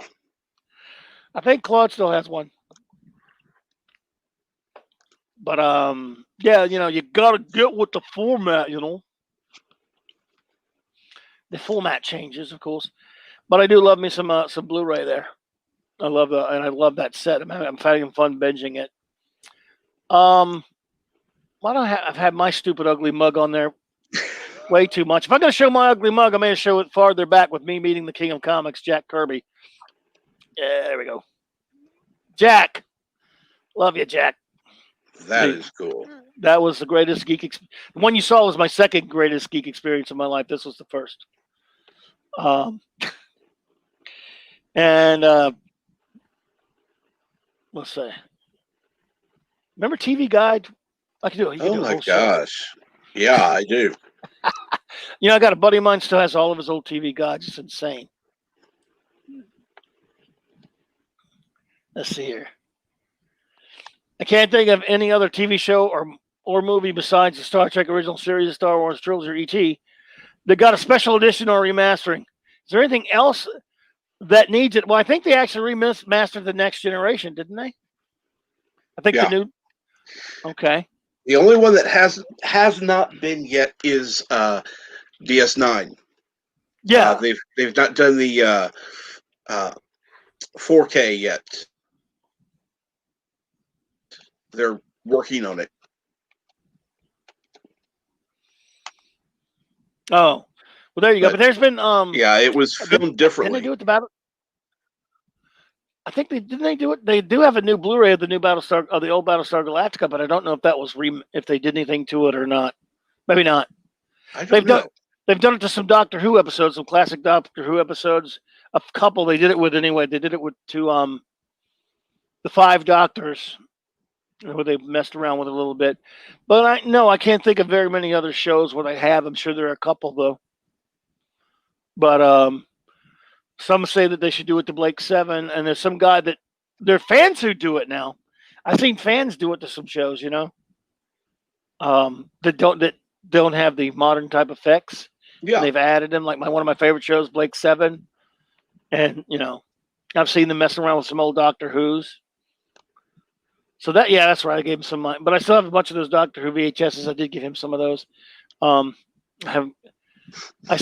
think I still have my old Prisoner episodes recorded. I know I got my DVDs and my Blu-rays of those. Ah, man. I don't know if you're familiar with The Prisoner. I love that show. Let's see here. Well, one day, again, this Saturday, everyone, I'll be on with Loki and the gang talking about what is it? I'll probably be on there for 12 hours with the gang. I don't know if I'll be on that long. But they're having the DC fandom thing again. This time it's 24 hours. And I'm so honored to have been asked on there again. A couple of weeks back, I was on there for 9 hours, man. Streaming for 9 hours. Whew, man. Well, at least it was a Saturday. Yeah, that's true. And it was a bunch of us. It was a lot of fun. And so it'll be fun again because DC Comics is full of crap, and it'll be fun to goof on them if nothing else. That'll be fun. This is one of my favorite scenes in Star Trek, everyone. I love Star Trek 3. I'm one of those weirdos. I admit it. Just like I'm weird that I love Enterprise. Nothing touches the Wrath of Khan, but I love Star Trek 3. Can we have some love for Star Trek 3, The Search for Spock? Absolutely. It is a wonderful picture. Yeah. And there's a saying amongst Trek geeks that I'm trying to make happen. It's not really, it's just me. But like an expression of love you can make to another Trek. You could say, you know what? I would steal the Enterprise and go to the Genesis planet to get you anytime. I want to make that a thing. But since we're all a bunch of dudes, I'm only going to say it to one person. They're Bionic Belly Button. Bionic Belly Button, yeah. I would steal the Enterprise and go to the Genesis planet for you any day, beautiful lady. So there. But I love, look, there's no question about it. Star Trek: The Wrath of Khan is just the be-all, end-all of Star Trek films, in my opinion. But there's something about the simplicity, and Nimoy was just kind of feeling his, just getting his footing as a director, you can tell.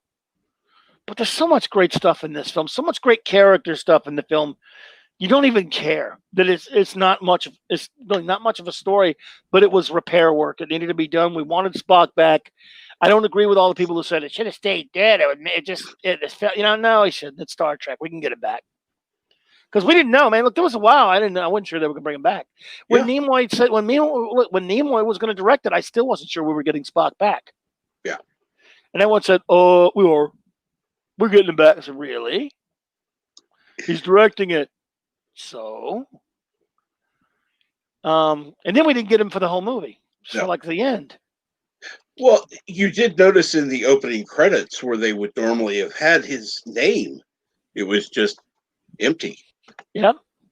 Yep, absolutely. And which is, back then things were kept pretty much under wraps. Back then, as I did the show the other night about comic book movie adaptations.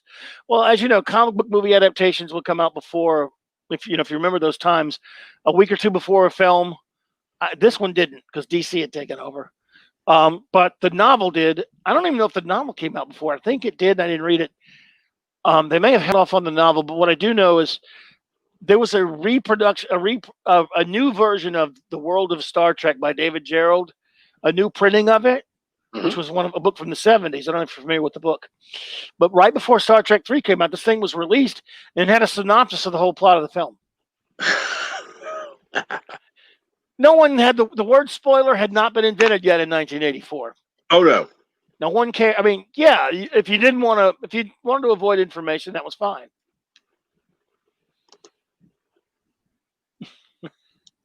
Buying Belly Button says, "I love Star Trek 1. I do too. I love the motion picture. It's how it got me going. If it felt so sci-fi, where Nomad has gone before is a fun thing to say about it, but I still love it. Who cares if the big bad was a cloud? It's better than the idiot Galactus cloud in the terrible Fantastic Four: Rise of Silver Surfer. I love how, and it was 12th power energy, by the way. I love how it showed Spock finally accept logic. I love the motion picture. We were talking about it earlier, Bionic. It gets love here. It gets dumped on by a lot of people, but it gets love here. We love it. I love it. And some don't. I understand that. And there's some critical issues with it, but I do. I adore it. And because I love, what? Sometimes something may not always have the greatest of story or maybe clunky in some ways, but character moments can make up for a lot. For me. Mm-hmm. I love Trek 5 for the character moments, and people really blast that film. Oh, yeah. But there's good stuff in it, man. But on Trek, and I didn't put up any Trek 5 pics, I don't think, but Search for Spock, my great nephew saw it. He understood and loved it because of the characters. He was about 6 years old. Well, there you go. Character stuff is strong in Star Trek 3. I don't care what anyone says. And it's pretty good in Trek 5. Mm-hmm. Pon farr. I'm too old for the Pon farr, Scuba. But I don't know. For T'Pring, I can, hey. Yes. But Trek 5, we're talking, I guess, since we're just doing random Trek, give a little love to Trek 5 here. And because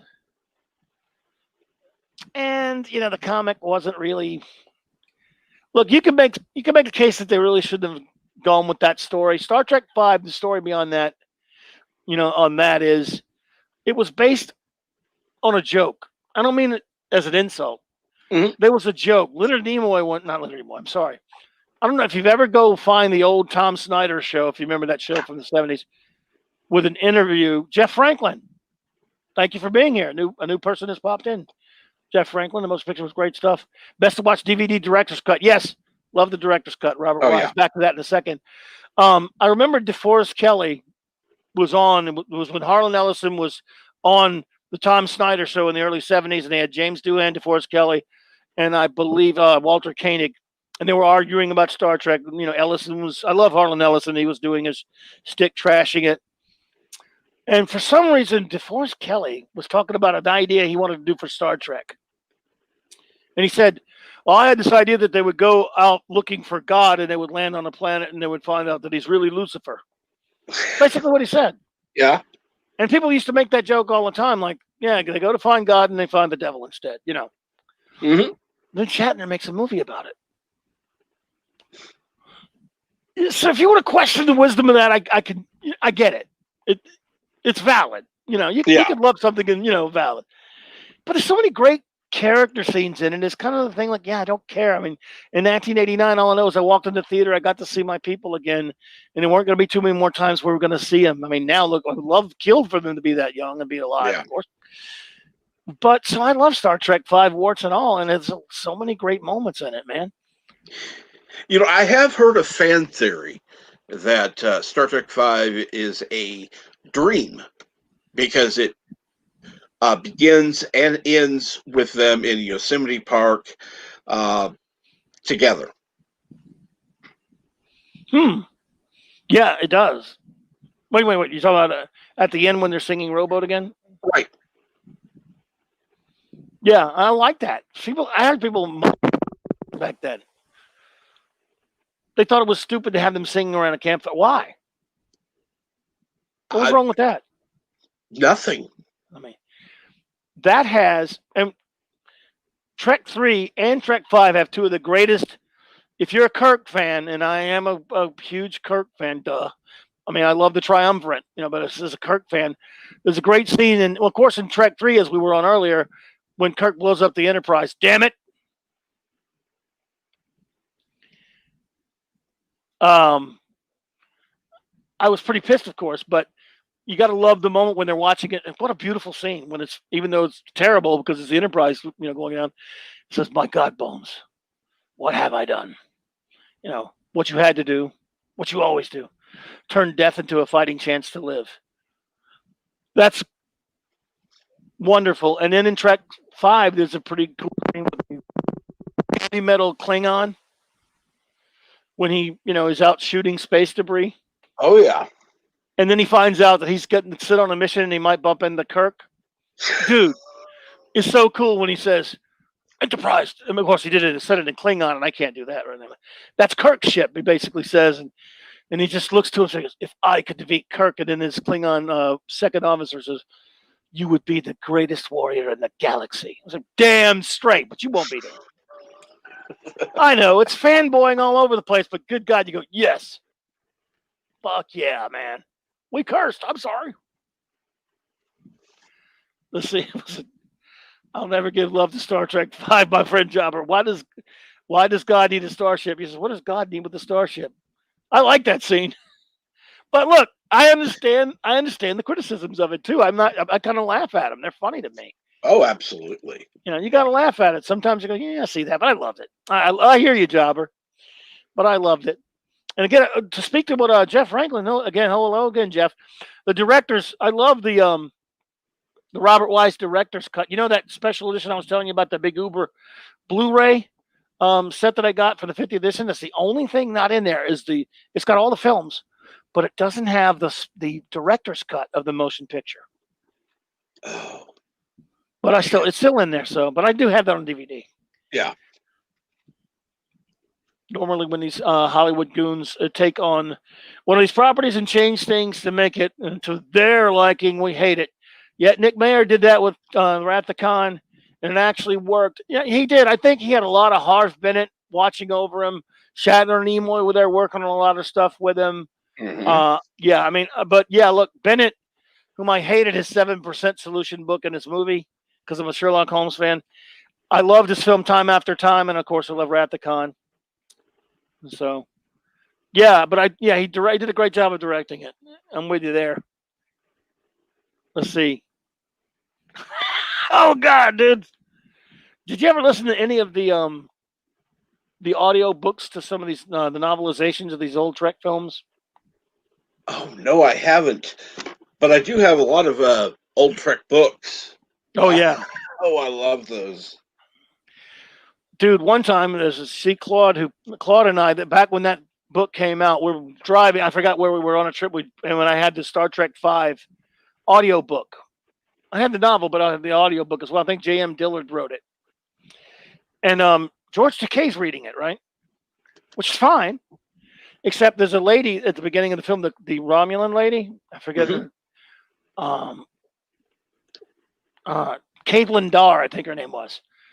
Well, he doesn't just read it. He does I'm not even going to try to do the voice. He does it as trying to do a woman's voice, very high pitched, and I almost drove off the side of the road We're laughing our ass off so much. I almost got in a wreck, I think, if I remember right. It's like, oh my God. It was terrible. But it was funny as shit, man. I don't know. It's weird. Doomcock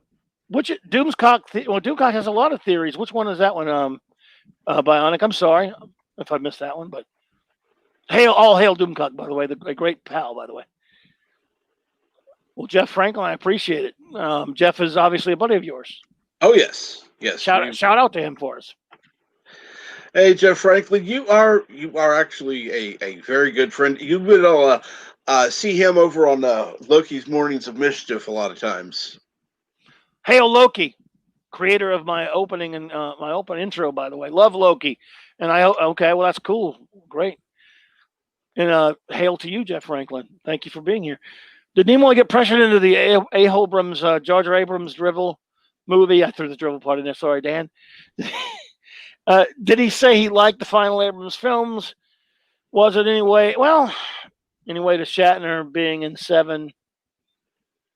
Oh, was it in any way tied to Shatner being in 7, which is Generations, and he was not? I don't know if it was tied to that. As much as I love Leonard Nimoy at that time in 2009, I didn't appreciate him going on Saturday Night Live and calling fans who didn't like the remake dickheads. We should be able to take a joke, though. True. That wasn't very nice, but I mean, these are the fans that support you. But Flash, you're there. I think so. I think Flash came back. But Cool. no, to answer your question, I don't know if it had anything to do with that. Caitlin Dar, we were driving to Houston, probably going to a con. Oh, just when Kirk was dreaming. I got you. I'm sorry, Bionic Button. I'm Yep, Loki's great. Let's see what we got here. Vankman in William Shatner's Star Trek movie memories. He said his inspiration for Trek 5 was Jim and Tammy Baker. He was fascinated by how many people followed their BS. Oh, yeah, I remember them. And wondered how Trek would handle it. Okay. Cool. Did not know that. It still seemed like he was following that old joke about DeForest Kelly made. Oh yeah. So, man, I tell you what, I should give where are we at? Before we get out of here, I think I should give a little bit more love to some. Are you getting an echo, Bellyman? Are you there, Flash? By the way, I am. Hey, man. I dropped in to say bye because I left abruptly. Yeah, I'm sorry about that, dude. But I know it goes. Oh, it's all right, man. Is Not your fault. Is the echo still there, Bionic? It's still there. Yeah. Must be okay. me. It's only I didn't think they could hear it on the show though. I don't know. You're just so powerful that you echo, man. That's all there is to it. Well, you know. Oh man. Well, anyway, I'm glad you popped back. I'm sorry about that, dude. You still on the phone? Yeah. Yeah. Yes, they're all saying echo. Now earlier it It's didn't. probably Now me. it is. Oh well. Sorry about that, duder, but it happens. I mean, I guess. Sorry, everyone, about the echo thing. I don't know. I guess. Well, but it's not that bad. She said, "Thank you, Bionic Billy Button." I'm sorry. I don't have. It happens sometimes. We're gonna. If I knew a way to fix it, we'll bloody fix it. We don't know how. So I guess, man, I could be here all night, but no one would want that.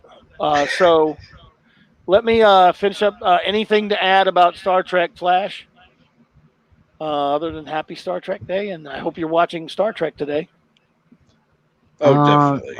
I was a bad boy. I didn't get to watch Star Trek today. I'm sorry. You better go to bed with no supper. I'm sorry.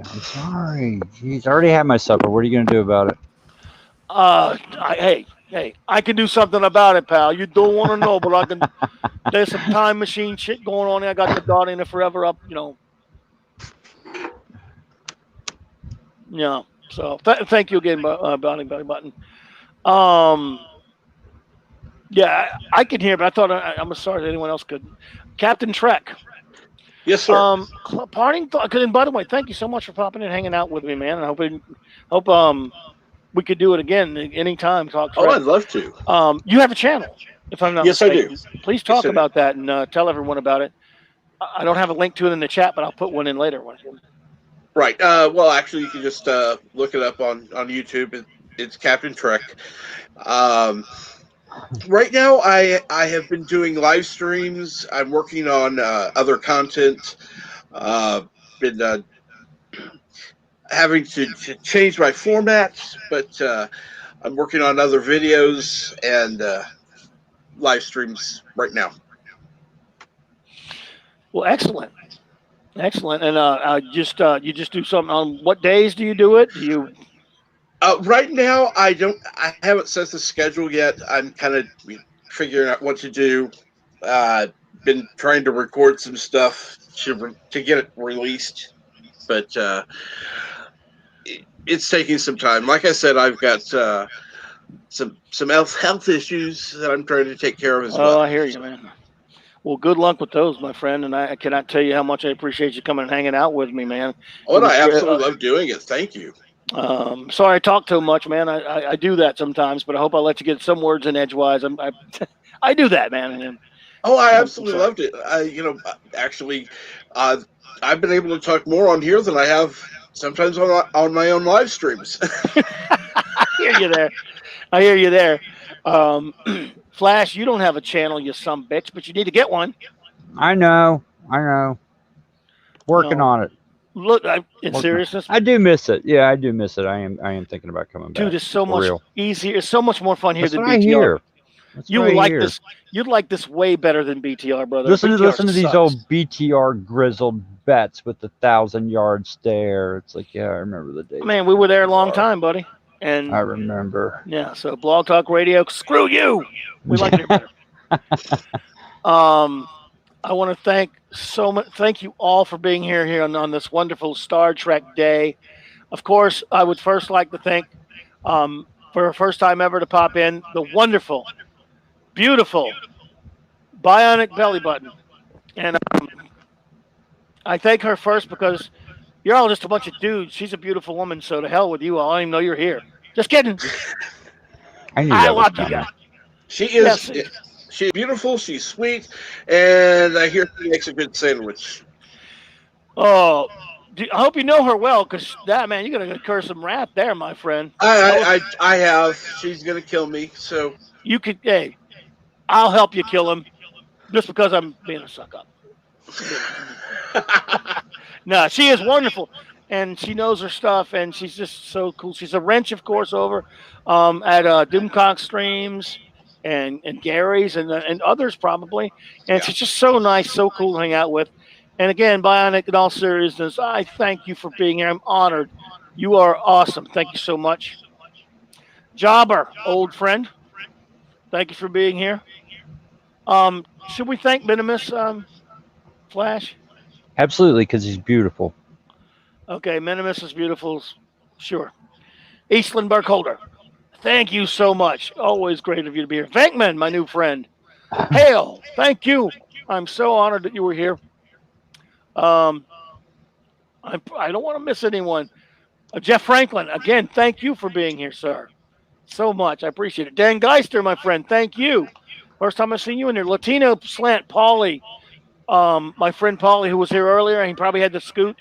But he will be doing his X-Files stream watch party starting with the pilot Thursday night. I believe it's look up the page Latino Slant. Go below here if you're watching and go to his page, and there's some other pages: Retro Blasting, Heirs of Chaos, Loki's.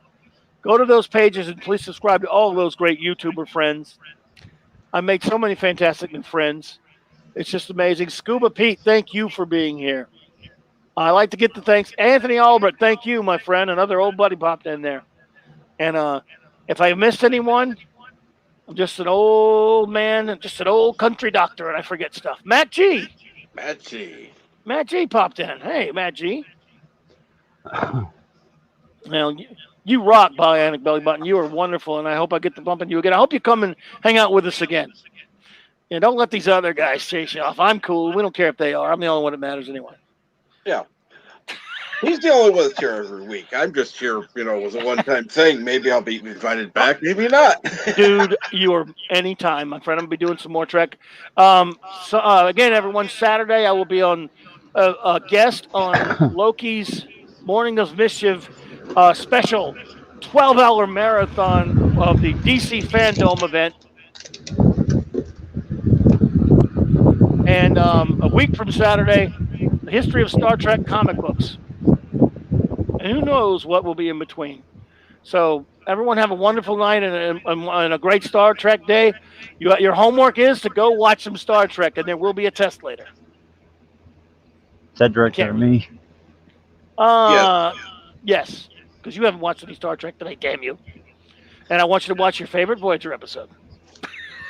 Nope. Hey, look, dude, I could have told you to watch Discovery, but that's not Star Trek, so that doesn't count. STD. Oh, by the way, he does have a great memory. That was my worst. That was my worst Trek episode. Which one? Oh, Jobber? Yeah, which one? Yeah, the alternative factor. Alternative. Yeah, but that's low hanging fruit. Everyone hates it. Even Jobber, more than sharp as a tack. What's that, Captain? I said, even more than now I can't think of the name of the episode. It's a Voyager episode. It's the one where they become lizards. Oh, I can't remember the name of it, but good God, yes, lizards. That was a lot of people hate that one. Again, though, low hanging fruit. If I told you some of the episodes that Flash likes, it would embarrass him. Actually, it wouldn't embarrass him, but it should. Hey. Flash, dude, thanks for hanging, brother. I miss you, man. Sure. We need to do it more. We'll do it You again. got it. Thank you, everyone. Thank you, Captain Trekman. It is fantastic to make your acquaintance. We will do it again, sir. Oh, absolutely. Thank you so much. Thank Bye, you all. everybody. Now for the great outro created by the great Loki, who did this for me.